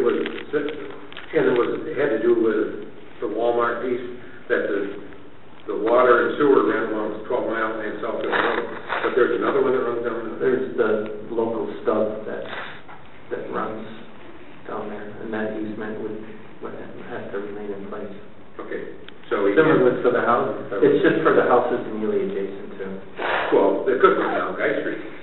It doesn't have to run down. Right, but I believe the stub on Kesh Street is just the arterial for the adjacent residents. That's not the main line that runs along 12 and Southfield. Okay, if that's the case, well, that would cost us money. Probably just dead end it right at Guy Street, and we don't have to worry about the easement. Well, I'm going to defer to the engineer. I don't know where that goes. Beyond that. They'll never rebuild that again. We'll verify that with the city engineer. Okay. Thank you. Jordan. I have a few questions. You can help me out here, Mr. Crowe. In terms of, the documents that we have, which on Kent Street and Guy Street, which are residential properties as it relates to, you see the location of the funeral home and the location of the vacation request. This is a residential property here. Is that correct? Across the street. These are residential here. The first parcel closest to 12 Mile is an office building. This is an office, yes. Yes, and then I believe it's residential to the north. This is residential. I believe those are all residential. Residential in here. Yes, and then north of the property, north of Kesh Street, is all residential. He owns the first lot. The first lot. And then it's residential to the north of that. And then it's residential here. And I know you've been a great citizen, corporate citizen. I do hear the concerns of the residents that live in that area. You do have a booming business, you're doing well, particularly for the county and community. I'm just wondering if you have outgrown your location. Because if we give the vacation request here, and you own one of the properties, who's to say you're not, want to move further into. Well, I wish that was true, but we do have a competition now, so our business has really gone down quite a bit. Okay, but you're still moving into a residential area. I promise you, I won't need any more space. As I said, we have competition now, we're kind of losing a lot of it. Yeah. I've just got some questions. Yeah, no, that's fine, that's fine.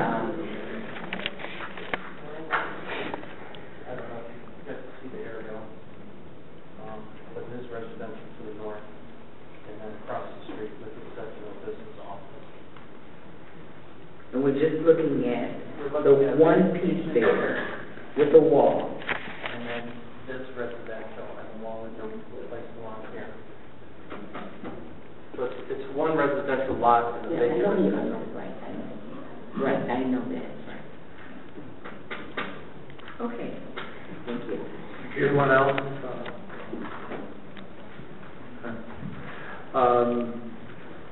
Then we have a motion by Mr. Fraser and supported by Mr. Moss, I believe, to approve ZR 1315D 398. All those in favor signify by saying aye. Aye. And opposed? I'm going to oppose this. All right, it's 5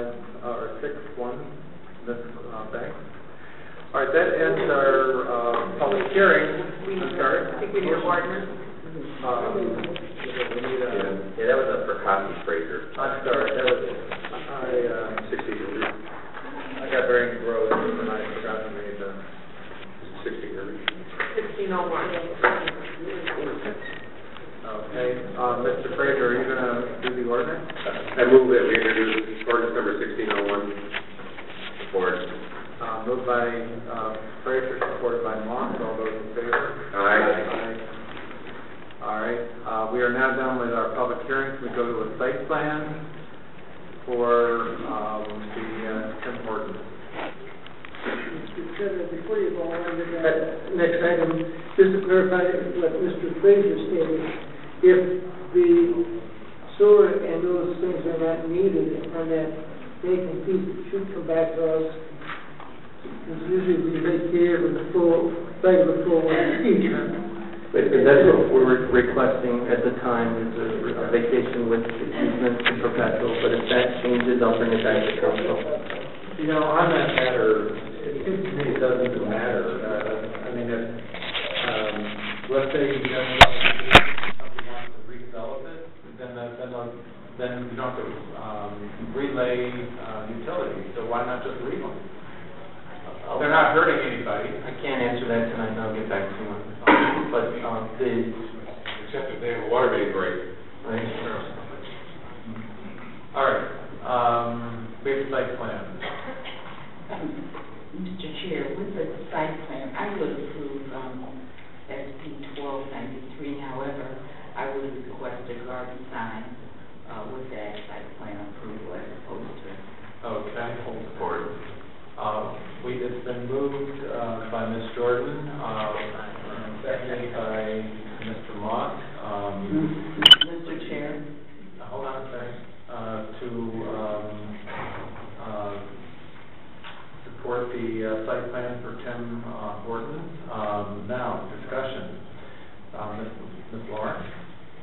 Thank you, Mr. President. We have had input into signs that I'm concerned about. I'm concerned about the sign on Southfield Road that if you drive that, it's very hard to see where Target is. It is a garden sign, but you can't see until you write up on it. If you're the new McDonald's, you cannot see that until you're just right in front of it. And while I appreciate the garden signs and I like the aesthetics of it, I'm concerned that we're implementing a policy where you can't, literally, I have passed the McDonald's and I have slowed up now because I know it's coming up. But we need to really, we can be in compliance and then the sign is just useless. And if we have, it's not, when you're coming down Evergreen Road, 12 Mile Road, and you have the school and other things that are right up to the sidewalk. If you have a garden sign and it's sitting back, it's not going to be viewed. So I would like for us to comply to that, but also what's the purpose of a business having a sign if it's not visible? So I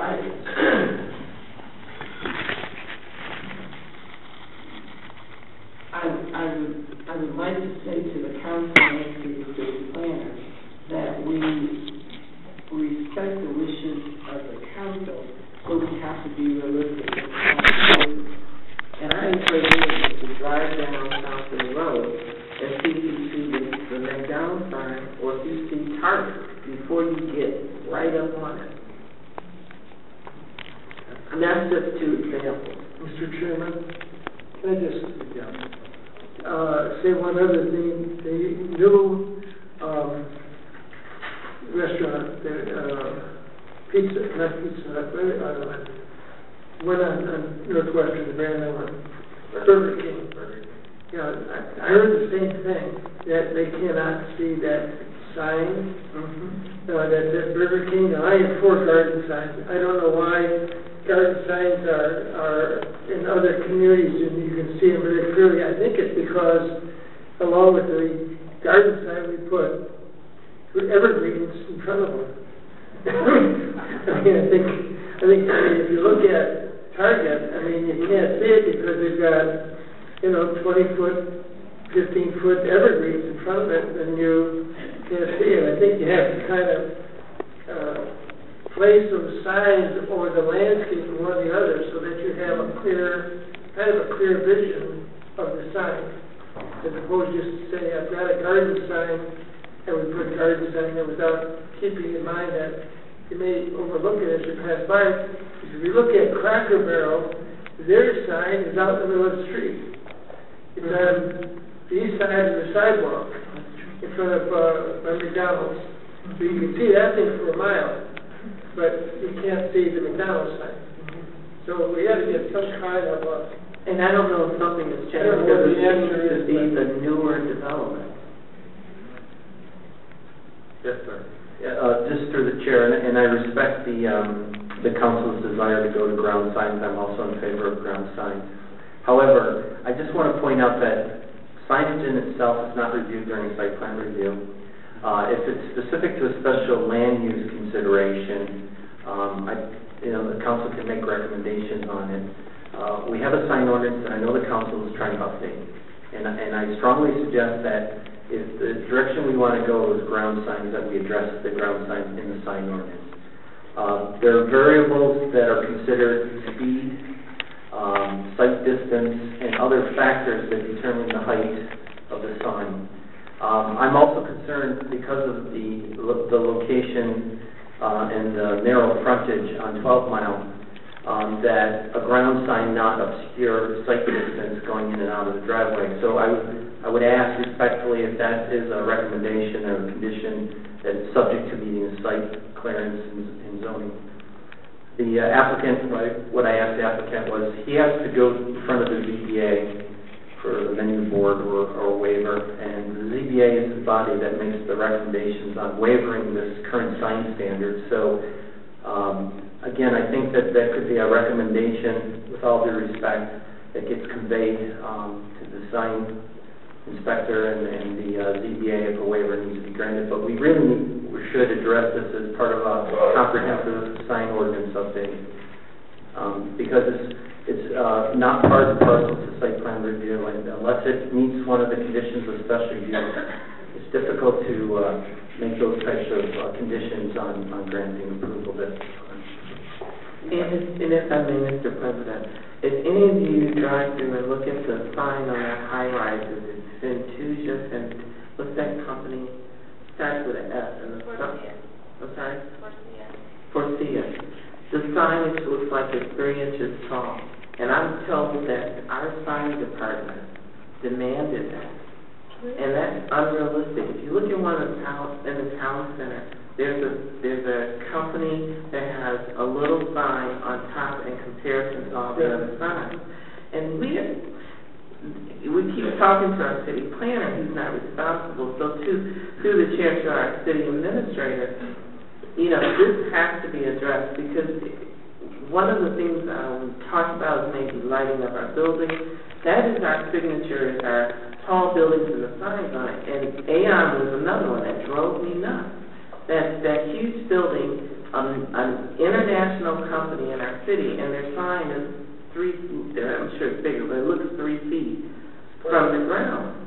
I will get with, we have done part 1 of the sign ordinance. I will make sure that Mr. Charette and I have a conversation about when we're going to do part 2, and it should be soon, because as you'll recall, both the legislative committee and the site plan committee reviewed the proposal change in language. So we need to bring that back, and we've had a full agenda this month on this work. That's exactly it, Mr. President. I know I have met with Mr. Gardella, and we've gone through, those changes are being worked on, but we did recognize that January was, in terms of the council schedule, was almost as full as you could get, so we were shooting for early in February, so that is coming back. Thank you. Ms. George.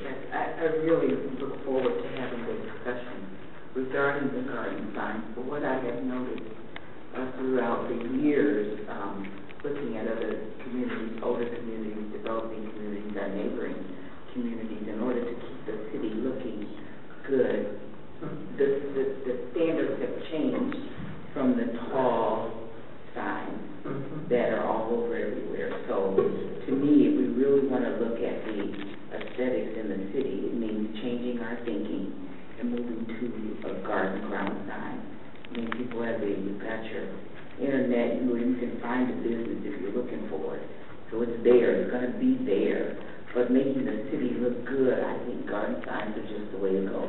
That's my own personal opinion. But it's not my own personal opinion. It's what communities are doing now. If you want to look good, now if you want to become an 8 Mile on Detroit side, then you continue with the large pole signs.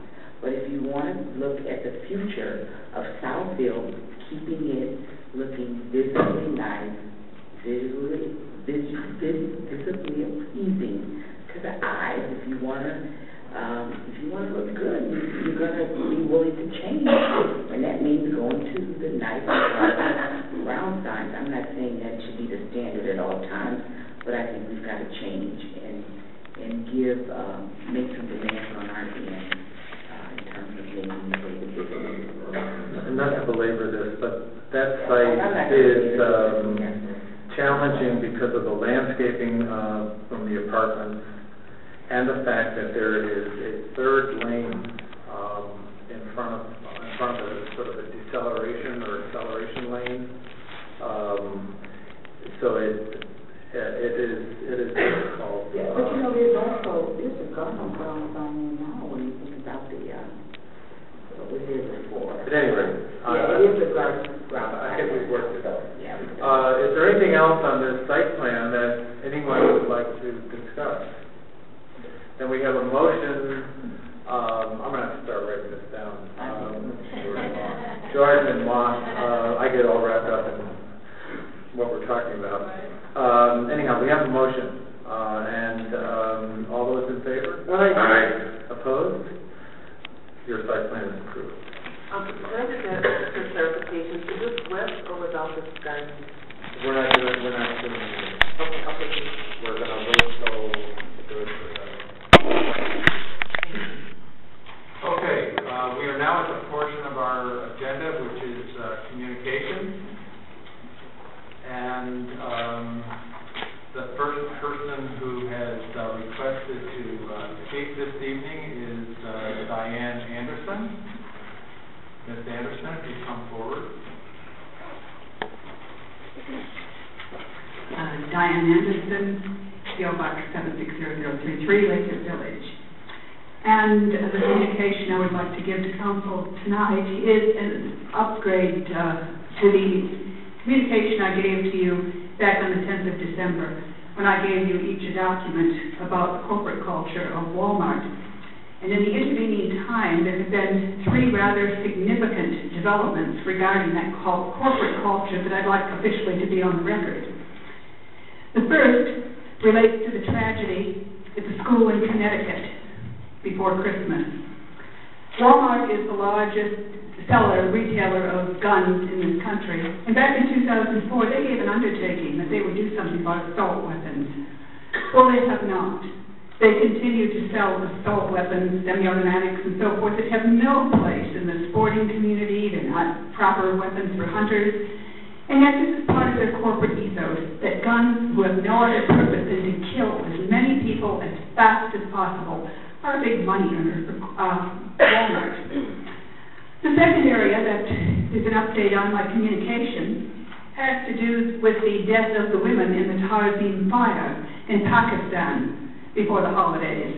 And it's now been confirmed that's Walmart as well. Now, it's not Walmart directly because, as you know, Walmart establishes what at law is called Chinese walls. They come in, they set the parameters for the contracts. They go into countries that either are nominally democracies like Pakistan and India but are very corrupt, or they go into totalitarian societies like China. And they set these contracts ridiculously low, and then they subcontract, and that is subcontracted, and on and on and on and on and on. Because of the conditions that they set out in the initial contracts, it relies on slave labor. Those young women, for example, working from 8 in the morning till 10 at night, 7 days a week, for 7 to 13 cents an hour.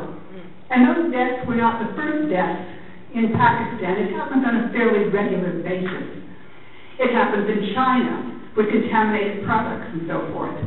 So I do want you to know it has been confirmed once again, more deaths due to Walmart's hideous employment policies. And finally, the New York Times, back in December, has done an expose of the culture of bribery in which they engage. And in this particular case, it has to do with Mexico. It's Walmart de Mexico, but of course it's a subsidiary of Walmart.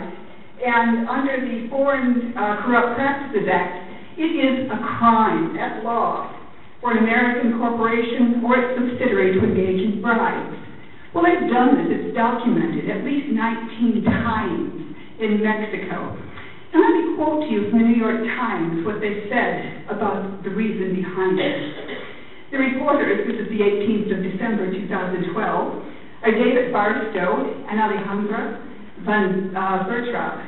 They said, and I have a 40-page article to go with this, but I won't read the article tonight. I'll give it to you instead. Walmart was not the reluctant victim of a corrupt culture that insisted on bribes as the cost of doing business, nor did it pay bribes merely to speed up routine approvals. Rather, Walmart de Mexico was an aggressive and creative corrupter, offering large payoffs to get what the law otherwise prohibited. It used bribes to subvert democratic governance, public votes, open debate, transparent procedures. It uses bribes to circumvent regulatory safeguards that protect Mexican citizens from unsafe construction. It used bribes to outplay rivals. Now, in my previous correspondence, I pointed out to you that an agency of the U.S. government, the Environmental Protection Agency, has cited Walmart on numerous occasions for breaches of the Clean Water Act. But you see, Walmart is a law unto itself. It operates above the law. And the U.S. government, local government, state government, nobody can bring them to justice. Because this wealthy, corrupt corporation uses its corporate lawyers and its wealth to tie up governments for 10 years and more in court. So the reality is, once this cancer gets into the body politic in Southfield, don't think you can ever stop it. They will corrupt the ethics of this city just like they do everywhere they go.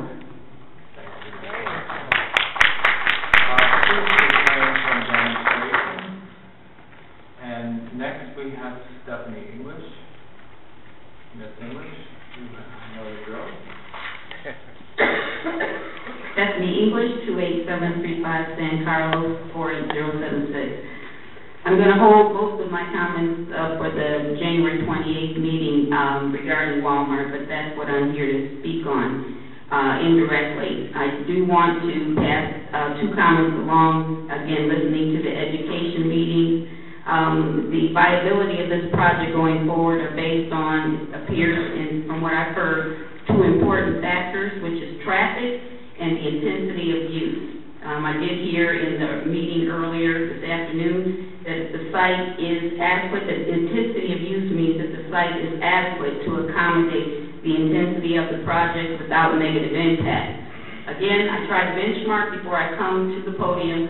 I did visit the Novi Walmart yesterday in the rain. I actually, just want to be proactive, go and actually see the site that is proposed to be at our corner.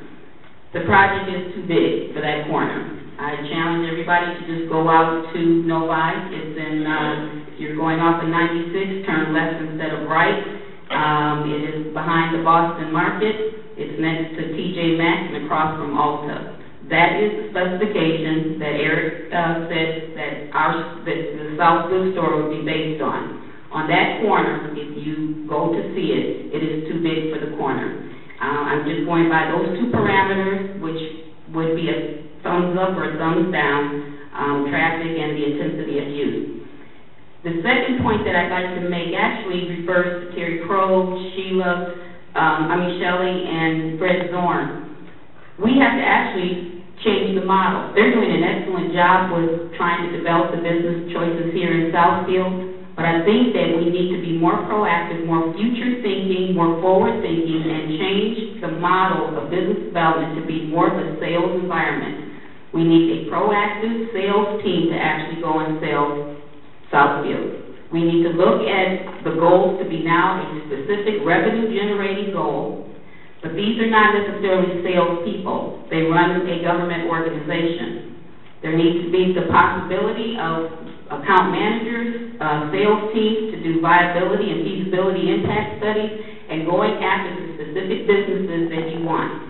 When Terry mentions all the lineup of businesses that possibly could be on that corner based on B3, or whether we keep it a B2, you take all of those categories and you go and attach interest to particular companies, and you go out and you go and sell Southfield to them. It should be dynamic, it should be proactive versus reactive. And when I say reactive, again, it is not negative to what Shelley and Fred and Terry do, because they're so busy, they're responding to business interest. But if it is not the kind of business that we want, a sales environment, actually formulating a sales team, means that we are proactive with going out and actually selling the benefits and the opportunity to do business in Southfield.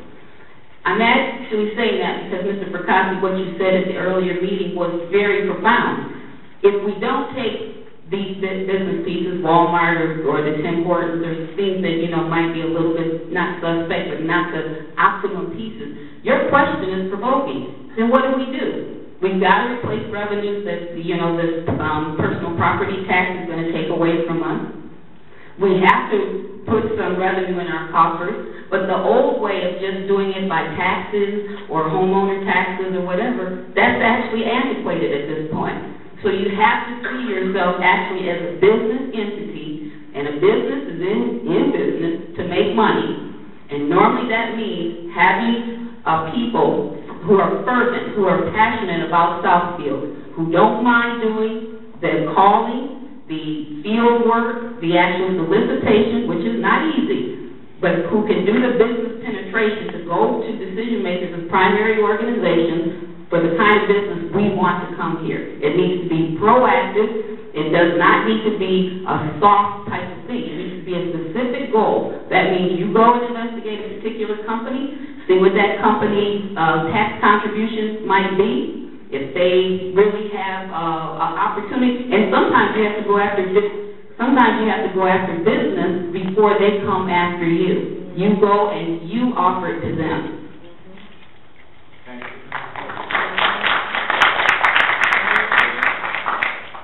We have Mark Florian is not here. He had to leave. So we go next to Mr. Harmon Gunther.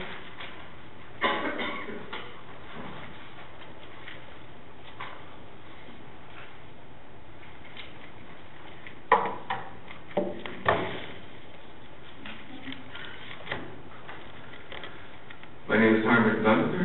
I reside at 19-101 Green Spruce, Southfield, Michigan. I am president of Cranbrook Village Homeowners Association 1, 3, 4, and 5. We are one of the larger homeowners associations in the city. I have attended the majority of the meetings concerning Walmart. Having listened to Walmart's presentation so many times, I was able to relate pertinent facts to my residents. We also mailed notices to the people whose emails I didn't have. The majority has stated they are against this development, citing traffic concerns, security in the adjoining neighborhood, loss of business from neighborhood shops, and the prospect of having to look at a 25-foot wall when traveling down 12 miles. The officers on 12 miles really don't want that view from their windows. To be fair, since I represent all the residents in my subdivision, there are some that favor this development, citing the ease with which they could get to the store and the sidewalks that would make our neighborhood Walmarts. It is the same sidewalks that have the rest of us concerned. We have a safe neighborhood, and we want to keep it that way, and feel that with all the entry and exits to the funeral home parking lot that it would be very enticing for some people to use this way to get into our neighborhood to do some damage. With the lack of security in Walmart's parking lot, that is a definite possibility. Several people have mentioned to me that if this development goes through, that they will move. We already have 30 empty homes in my subdivision. I hate to see that number increase because the people don't feel safe. I realize that the bottom line for a lot of the people in favor of this project is the money that would be raised by the taxes Walmart would pay. The Archdiocese had an offer from a church to buy the site and maintain the buildings and grounds. It is unfortunate that they chose to make a deal with the devil and go for the money. We read every day about this company's hiring practice, safety record, and corporate philosophy. I don't have to state these facts since you have gotten numerous emails on the same subject. Traffic is not going to get better. Maybe it will because people will avoid this corner like the plague. Walmart will not get the customers it seeks because people will come down Webster to Rock Creek to avoid 12 miles to Southfield. This makes it more of a traffic mess for my neighbors to contend with. Lakewood Village will have the same problem with people cutting through their neighborhoods to avoid this intersection. And what will happen if Walmart doesn't get their protected business? Will they abandon the store like they did the one in Warren? What will become of the property then? Here again, I'm sure you have read how the mayor of Warren feels about this company. I would urge this honorable body to reject the site plan and zoning request by this company. There are other locations, for example, the Central Park Plaza, that are not located in the middle of a residential area. Let them start over and find a more suitable location. And also, I don't think we can use Walmart as a holy grail to fix the finances that the city finds itself in. $100,000 is not going to do it. Thank you very much.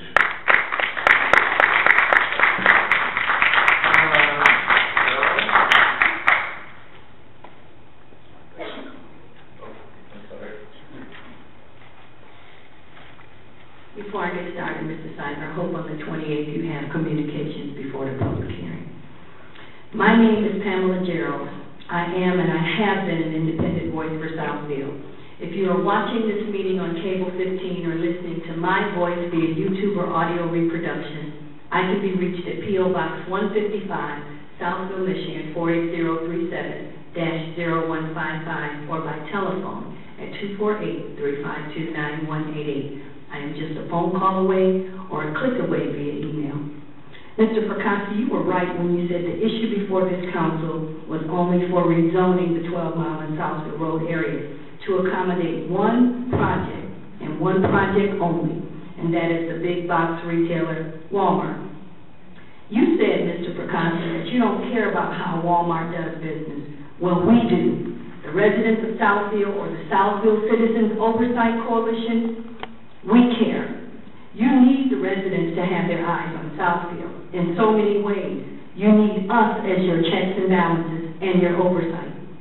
Mr. Percassi, you don't care about how Walmart does business. From this day forward, I don't ever want to hear you complain about problems around your church with the way others are doing business, or how the Oakland County Road Commission puts down the roads near your church. You criticized the road commission about putting asphalt in Southfield versus concrete in West Bloomfield. The asphalt was put down near your church. Shouldn't we be concerned about the fact that the streets were fixed, not how the road commission is doing business? If the city of Southfield does have a standard, we have got to be concerned about the who, what, where, when, why, how, and sometimes to what extent of things. These are the normal questions that council should ask during your meetings. We want you to stop grandstanding and trying to outdo each other, which is very boring. It is a shame that we have to listen to you guys drag out these discussions well over the 5-minute time limit because you didn't prepare for the meeting by reading the package ahead of time. Now, it's purported, as Harmon said, that Southfield is only going to generate $100,000 from Walmart. That's good, but it's not enough. Mr. Percassi, you said just tonight revenue is important to keep our city safe, yet you and your colleagues, with the exception of one member, voted to give Denzo, council's favorite corporate criminals, Southfield's best-known live felons, and the city's #1 tax avoider a free ride with tax abatements for 21 years for personal property. Mr. Percassi, how can you be so concerned about the state taking revenue or the city not being able to capture revenue when Southfield captured Lear taxes for 25 years? So concerns about taxes, we're giving away millions of dollars, but Walmart's purported $100,000 will save us. It will help, probably, but it won't make a difference. People, I'm asking you to pay attention to how members of this council vote, because this year is an election year. 4 members are up for re-election. Those members are Ken Tiger, Marvin Frazier, Donald Percassi, and you guessed it, Joan Seymour. Council, you seriously need to be concerned about what matters to the people with this vote regarding Walmart. What matters to the people, again, are the following. 1, the quality of life for the residents in the immediate area and the surrounding intersection. That's priceless. Every member of this council has made a comment about some point about the quality of life. Close your eyes. Think of Walmart. Can you see it in your backyard? Can you see Walmart across from City Hall in the vacant lot? If you put it there, you can keep an eye on Walmart through the windows of City Hall and keep an eye on your investment and your $100,000. It has been stated that traffic at the 12-mile and Southfield Road intersection is down due to closed businesses and vacant commercial property. Yet that intersection is still one of the most dangerous in the county and in the state of Michigan. Put Walmart there with all their customers, and now we're talking spontaneous combustion. This is not for Southfield, and it's not for that intersection. Number 3, the impact on local businesses will have a devastating effect. It will even be more vacancies, but according to you, that's okay. It's all about capitalism. Walmart is malicious and very vicious about putting their competitors out of business. So now, why don't you guys consider putting a church there so we can attract young families to Southfield? And then I just want to tell you guys something, that Walmart is trying to open up 157 stores. They've already closed 147, and they turned one of them into a church. And Mr. Simon, okay, but there's a Mercedes parked in an illegal parking zone, and I heard it was an elected official's car. We've got to tell you guys to park in the most appropriate and legal parking places when at City Hall. Thank you. Thank you. Next we have Mr. Gerard Mullen. Mr. Chair, if I can, before Mr. Mullen begins, I'm sure it was an oversight on Mr. Mullen's behalf, but it's helpful for staff to know when the person is coming for communications to fill out the entire form. And I just didn't know if this was another test for the council to have very keen eyes to see that there is no purpose for discussion tonight. So I'm sure it was an oversight, but it's helpful for city staff to know what's being discussed so that we can be an aggressive council and help resolve any of the issues that come before us. Good evening, Mr. Mullen. Good evening, Mr. President. I'd like to answer Mr. Moss.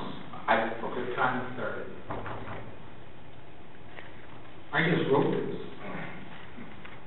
I had no idea I had something else prepared. Name and address. Mr. President, my name is Gerard Mullen. I am proud to say that since 1961, I've worked here in this city. And since 1968, I've paid taxes here in my city, the great city of Southfield, which happens to be a damn good city. My address is Gerard Mullen, 2012, @gmail.com. Tonight, I would like to talk about ordinance number 1598, the fence ordinance.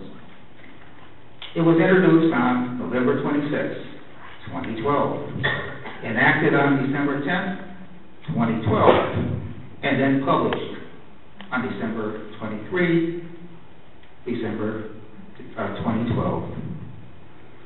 Something funny happened on the way to publication. The section number mysteriously was changed. Why? To cover up a council screw-up. Let me explain by refreshing your memory.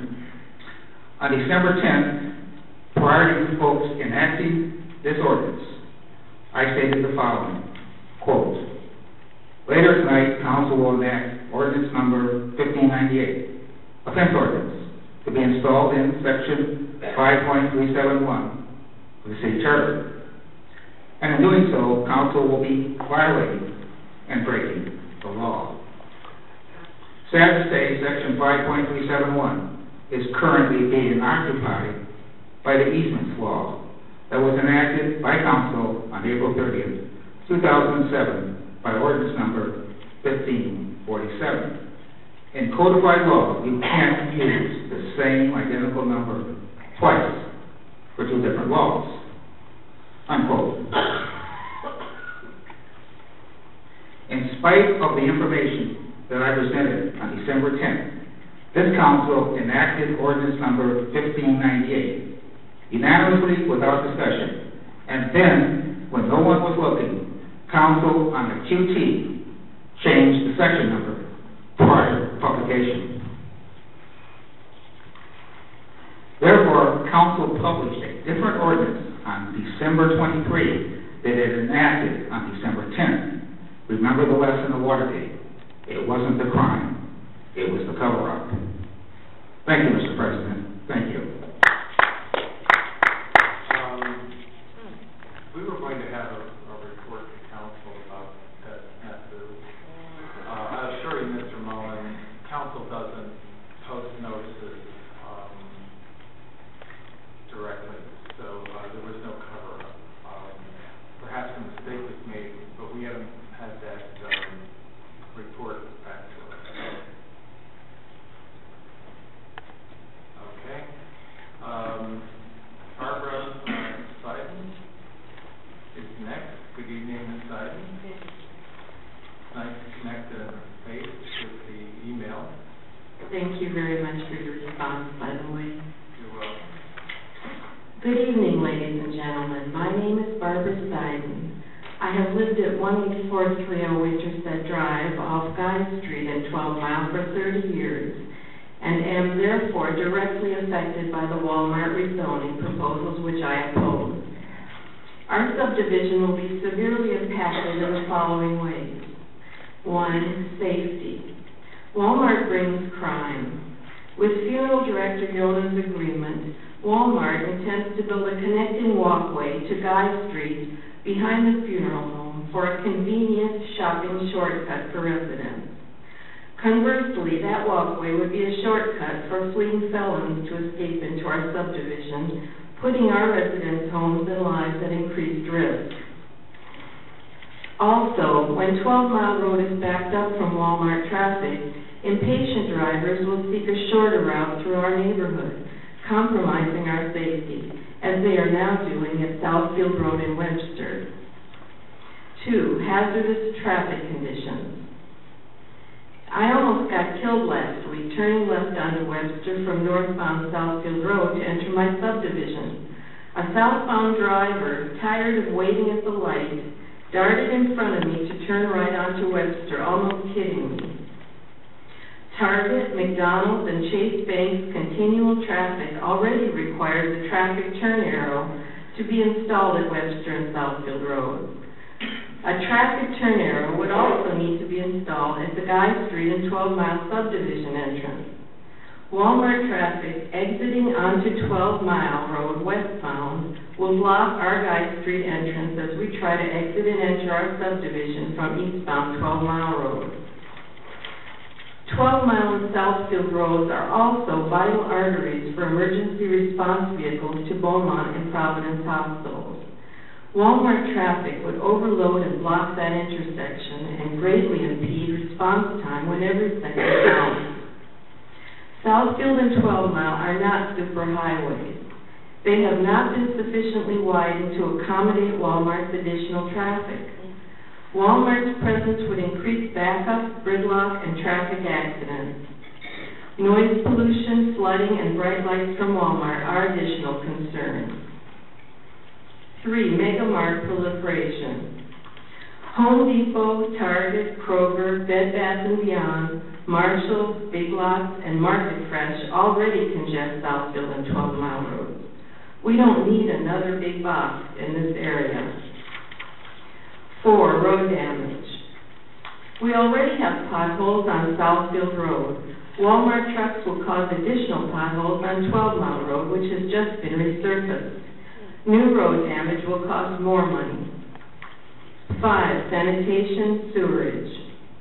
After McDonald's 2012 opening on Southfield, north of Webster Road, rats appeared in our neighborhood where none existed for 30 years. When Kroger tried to build a superstore on Evergreen and 12 Mile, rats also appeared in the adjacent condo complex. Our sanitation, health, and groundwater are threatened, despite Walmart's assurance of contained waste. 6, property devaluation and blight. Walmart will push out our longtime family business neighbors we rely on, including House of Watch Bands and Einstein Bagel. Other nearby businesses will leave, unable to compete with Walmart's cut-rate prices, causing blight and residential property devaluation.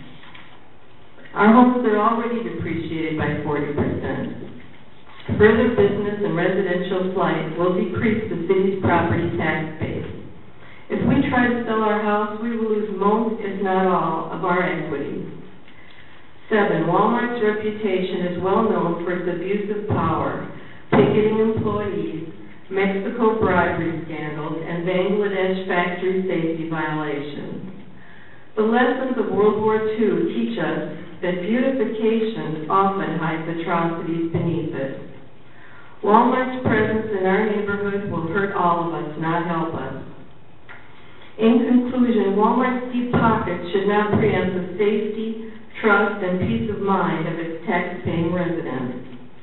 As a longtime Southfield taxpayer, I have been proud to call Southfield my home. 15 seconds. Please allow me to continue to do so. Thank you.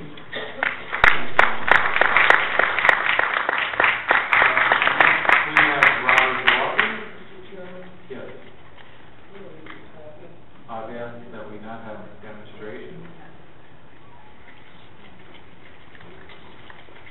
Good evening, Mr. Walker. Hello. Robert Walker, 18339 Winterstead. I have a long list of things I wanted to talk about, but I think I'm going to change it a little bit, just have a conversation. I went to one of the initial meetings at St. B, and one of the things that struck me by Eric Hintz, and I believe Mr. Fraser, we talked about it at one of the other previous meetings, was when he refused to give an accounting of how many part-time versus full-time employees. And I didn't know a lot about Walmart then. I know a little bit more now. And did he ever respond to council? No, he hasn't yet tonight, no. Okay. And the reason why he won't respond is because it's been pointed out, and it's well documented, that they don't have to pay part-time employees for 2 years benefits. That's the real reason. That's why he's never going to answer that. And I made a statement at the last meeting that if they can tell you what type of albacore tuna they sold across the world, it just seems ridiculous and it seems insulting to you guys and ladies as well that he's not able to answer that. That to me is called a lie. When we talk about the possible jobs that Walmart will bring, it seems to me that since I did a little research and I found that starting in 2007 through 2009, Walmart has paid out in fines or court settlements over $700 million. That's more than 10 times the annual operating budget of Southfield. And when I found that out, I thought to myself, would I want to work for Walmart if I had to? If I had to, I guess I would. But I'll put this question to you. What if every time you got paid from Southfield, it was wrong? And you didn't have a choice, like a lot of people who are not forced to work for Walmart, but it's a tight economy, you have to do what you have to do. I don't think any of you really have to work here, I don't think. But what if you did? You didn't have a choice, and every time you got a paycheck, it was wrong. Would you support people who supported Southfield? Inside, I don't think you would. I think it's more of a question of our conscience. I also wanted to mention, Mr. Haynes, you said that it was 7 suppliers in Walmart who are in Southfield. And I challenge anyone, if you can find out who those suppliers are and what is their relationship ongoing with Walmart. Because I did find out that Walmart ranks their suppliers with a color code. Green means you're good to go, everything's fine. Orange means, we got a couple of hiccups here. I think we need to have a meeting and get this fixed. Yellow means, just like when you're driving, caution, wait a minute, something's really, really wrong. And red means you have no valid supplier number, you're no longer doing business. And I think that it would be instructive if we found out what are the supplier code colors for the businesses that are in Southfield. And more importantly, in broad strokes, if they're not green, what did they do to get off green? A missed shipment, quality, what was that? And the most important question, I think, would be, what do you got to do to get back on green? That would be beneficial to the council, I would think, because these 7 businesses that he said exist, they're also part and parcel of what you should be having, I would say, a conversation with, so you can find out. And one more thing I want to add is, you don't have to be afraid of Walmart. I'm not saying you are. I'm just saying you don't have to be. Over 130 different communities have actually said no. New York City is one. They've been trying for decades to get into New York City. They won't allow it. Boston is another. They've said no for decades. They won't allow it. And to bring it back to a local flavor, Bedford, Charlevoix, Independence Township, Jackson, and Saline, 5 cities in Michigan, they also have all said no. So I just want to mention those things without any emotion that this company seems to feel as though we need them more than they need us. And I don't think, when I found out about the wage theft, and I thought, what if every time I got my check, it was wrong, that kind of burned me. And I realized at that moment that if you have a conscience and you respect your paycheck, I don't see how you can really support this project. Thank you.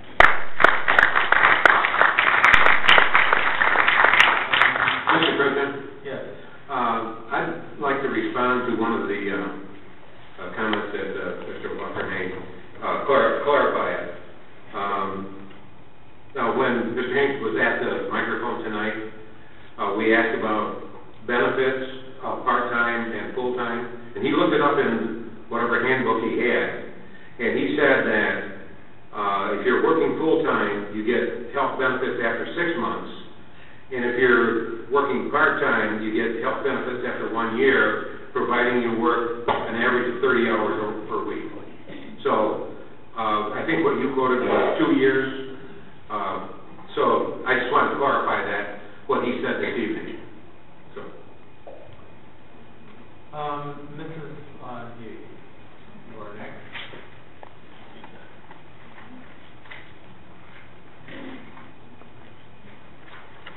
I'm Lin Fong Yi, and I live on Winchester, a mile north of this room. Mrs. Yee, please. I'm sorry, I'm just telling them. You might want to move the microphone down. But I'm sorry. Can you hear me now? I can hear you. Okay, you guys know me as Lily, okay? My real legal name is Lin Lan Fong Yi, born in China, okay? And your address? My address, I will not give the number, but I'm on Winchester, just a mile north of right here. Thank you. Okay. This morning I had a doctor's appointment. It was at Crooks and Long Lake. You guys know that, next to Whitechapel. On my way home, I decided, let me shoot down Maple. Let me go and see this wonderful Walmart where I have shopped. And I bought my, how can I say it, I went over to the uniform shop and all the little things there. They have a little sandwich shop that closed. There was another little shop. I used to shop there all the time. I looked and Avenue Restaurant is gone. Oh my God, it's empty. I used to go eat there. I'm getting upset. I go into Walmart. And I said, whoa, here's an $10.99 watch. I need a watch when I go out gardening and, one that I could mess up better than the one I have at home that's says it, has to remain in Japan. Unfortunately, I'm made in China, and I'm supposed to be one of those that's really made in China. And one time I was a division manager at Sears. One of those terrible ladies that was really cracking the whip. And I had a wonderful little girl who used to work for me at the Sears catalog counter, and she was from Japan. And one time, one of the customers insulted the Japanese watch or whatever. She said, "You better go talk to someone else. I'm made in Japan. I can't help you." Let's not stop this China bashing, okay? Actually, this morning I listened to a very informative presentation in the early session. And I had many compelling questions, a lot of questions, but that's okay. We have two lives to just have questions. But two seem to be never being addressed in all the sessions I've been through. Nobody seems to talk about the neighborhoods that are beyond this intersection, the center of it all. The Southfield Road and 12 Mile Road with this wonderful, wonderful area that's going to be redeveloped, that may be who knows, someday maybe that church will be resurrected, but maybe not, maybe we will have a smaller big box store, which would be fine. I do shop at Target, wonderful store up the street. But sometimes I go all the way over to Coolidge and shop at the other one, but I like better. That's okay. I still come back to shop here. I bank at the bank up north. I do all that stuff. But I can't visualize the Walmart in that corner somehow. I just can't. But my biggest concern is what is beyond this corner. Does anybody think they would leave this Walmart when those trucks leave that bay and they come out on Southfield Road? Where do they head? They head straight towards my house, to the west. They don't go east, because somebody back east says, don't come near us. They're coming west, towards Evergreen. All these lumbering trucks that, I do have trucks that, I have a garbage truck that picks up this garbage on a certain day at 6 in the morning, and boom, I get up. I have a church behind it. It's just a little truck, but these are huge trucks. And they bring food at 5 in the morning. I can't visualize how those poor people over there can hear, because I hear things where I am already, and it's only little trucks. What's going to happen when these trucks go over and they're heading west? Oh my God, there's a Southfield Lake of High. People are coming out in their buses. What's going to happen to them? Over to the other side is Bussy Head Stop, where little kids are. How are the parents going to come in and out and pick up their stuff?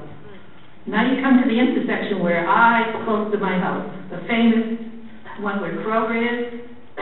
Oh, I never mentioned, when I went to Walmart, it was 10 a.m. on a Monday. I went in there, the parking lot was half empty. I went in there and it was like, you guys know what it was like. You go in at a dead time. I go past Kroger. Yes. At 12 and everything. It's packed. What's wrong? Could it be that Walmart wants to come over and get our business? Mm-hmm. Is something going wrong over there? Why is Avenues closing? Why is the uniform shop where I go buy all of my wonderful, I sometimes masquerade as a nurse when I volunteer at Walmart. Your time is up. Okay. Anyways, I want to get concerned about what happens in the neighborhood beyond this corner, okay? We live too. We have to live with it. Thank you. Sir, you will continue to 2 weeks. Thank you. And finally, we have Dan Hoke.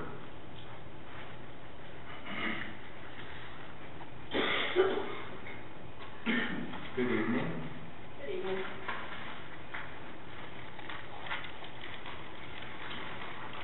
And address for the record. Yes, good evening. I'm Dr. Jan Hoagie, and I live at 30226 Northgate Drive, and I've lived at this location for 17 years. My comments this evening are also about the Walmart decision, which has been called one of the most controversial issues ever to be considered by the Southfield City Council.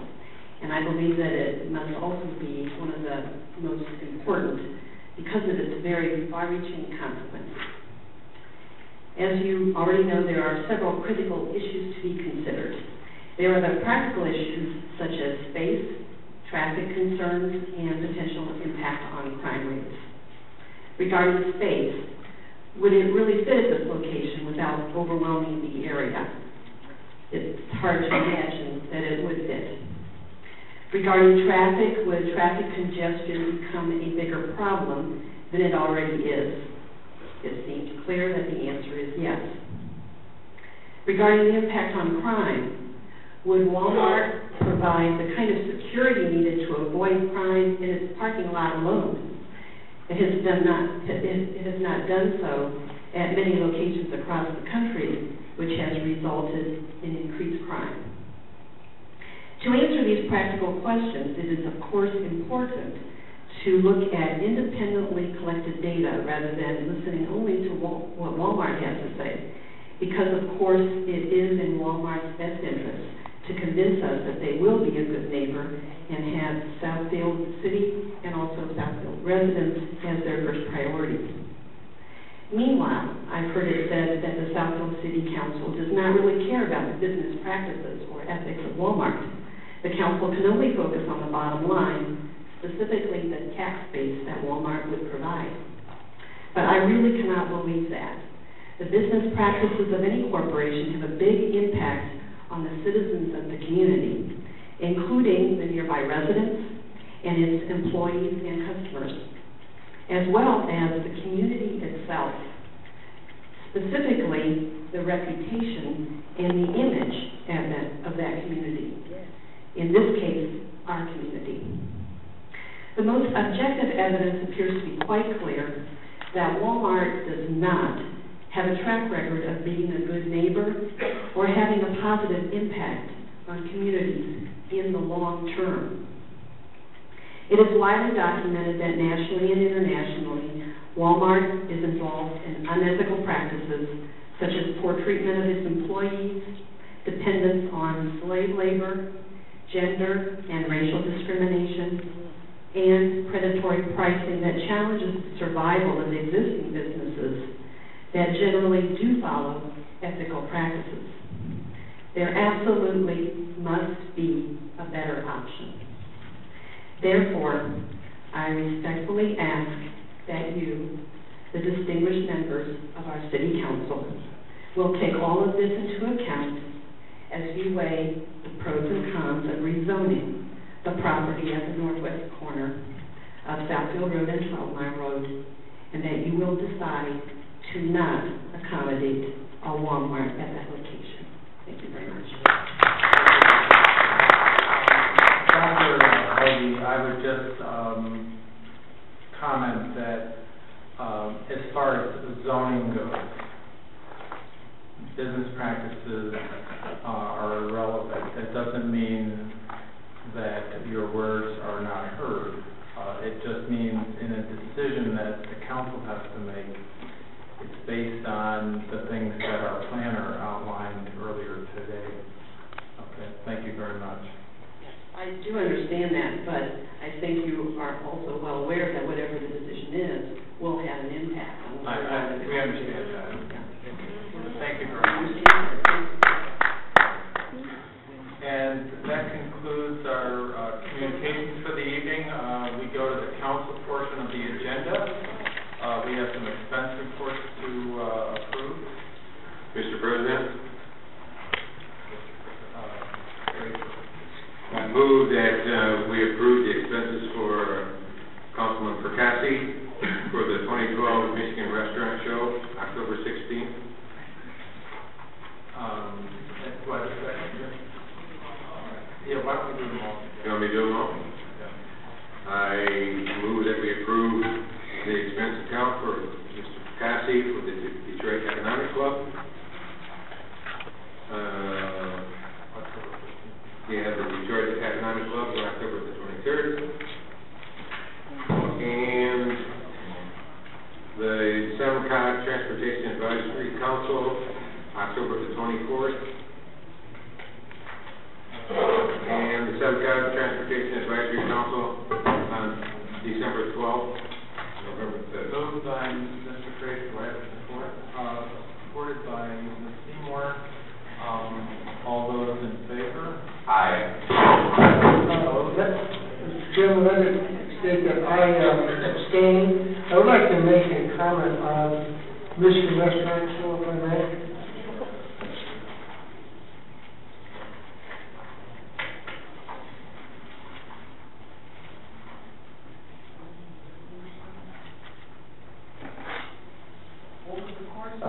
Let me just state this, that I was invited to this show by Scott Giffen, who happens to be one of the, on the board of Restaurants Association in Michigan.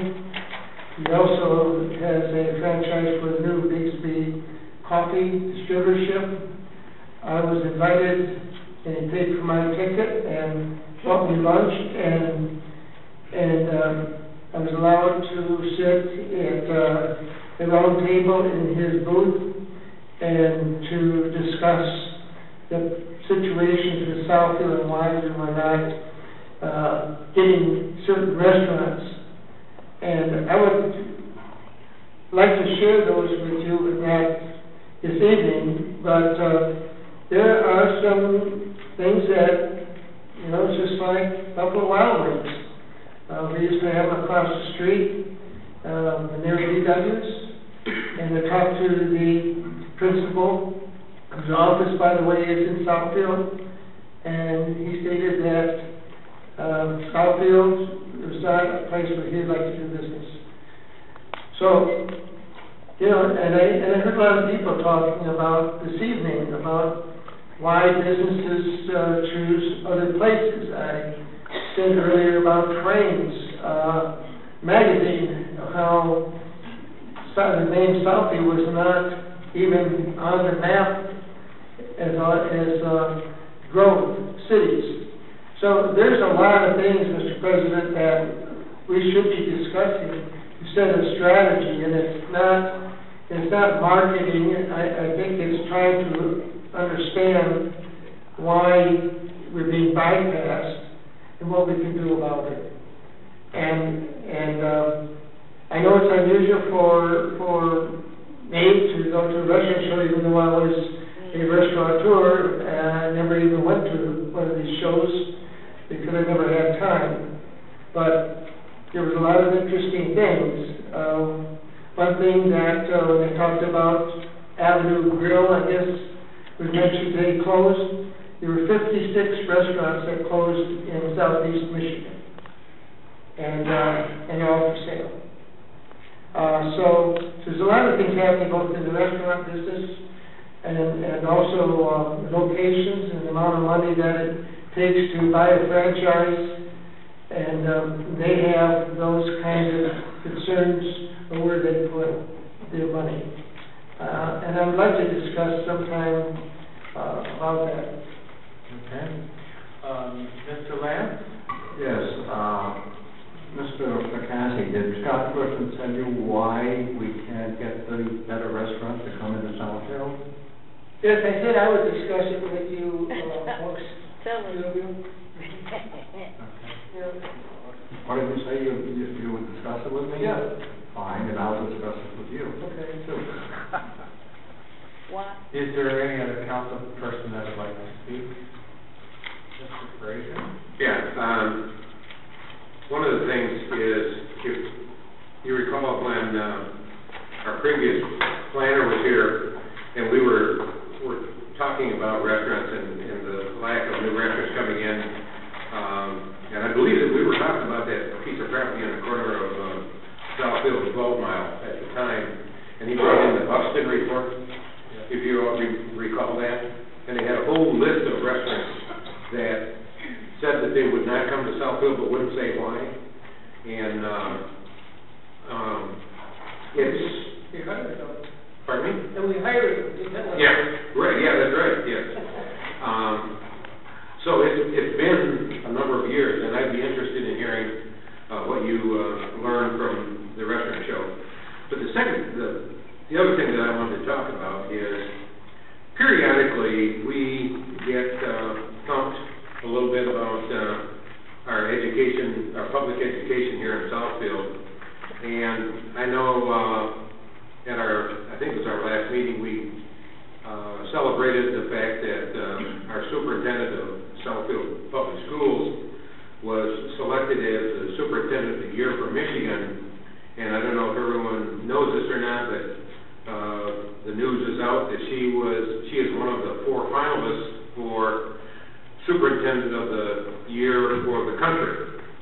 So when people are complaining about we have to move, or we have to send our kids to some other school in some other city, or we have to send our kids to charter schools, or we have to send our kids someplace else because they aren't getting an adequate education at Southfield Public Schools, I think they ought to really stop and look and say, am I committed enough to the Southfield Public Schools with my kids? Because, and I really don't want to brag about it, but there are 4 members of my family that got an excellent education in the Southfield Public School system, and I am really proud of their results. And it's from the superintendent on down. The superintendent, I think, sets the direction, and the school board follows that direction, and it goes down through the staff and right into the classroom. So I think you'd be hard-pressed to find a school system that doesn't care about the students and puts out a good product, as long as the parents and students are there to work to get the results. Thank you. Mr. President, Mr. Lamb? Mr. Fraser, if you want to know why we don't get visitors, talk to me sometime. But we don't get what? I'll tell you why the businesses are not coming into Southfield. The big business, the restaurants. Oh, okay. And, well, the neat scores of the Southfield schools are down to sellout. Okay? And the superintendent is being lauded as the greatest superintendent in the country. Put them together. Tonight. Okay, anybody else on council? Then we move to the mayor's portion of our agenda.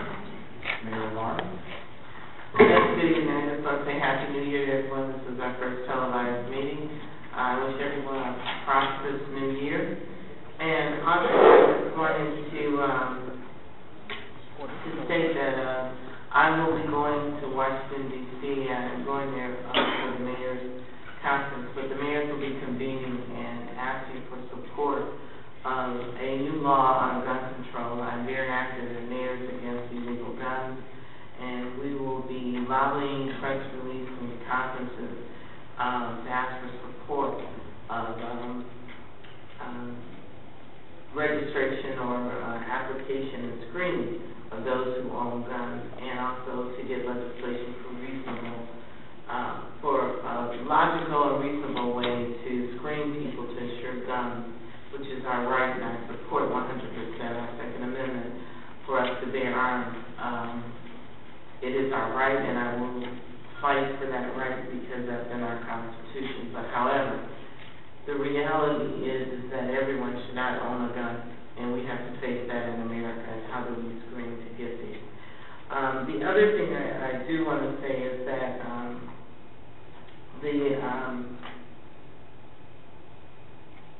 the Martin Luther King Peace Walk will be coming up, and it is on Monday, January the 21st.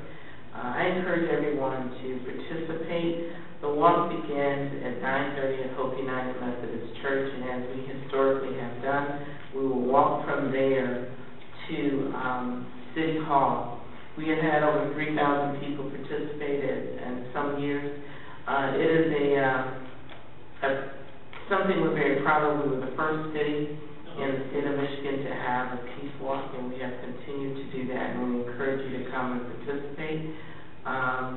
And also, the theme is it's a day on and not a day off. That means that while we walk to remember the significance of Martin Luther King's vision and his leadership in nonviolence and peace, and for us to live together as a people, it's also a time for us to remember that a dream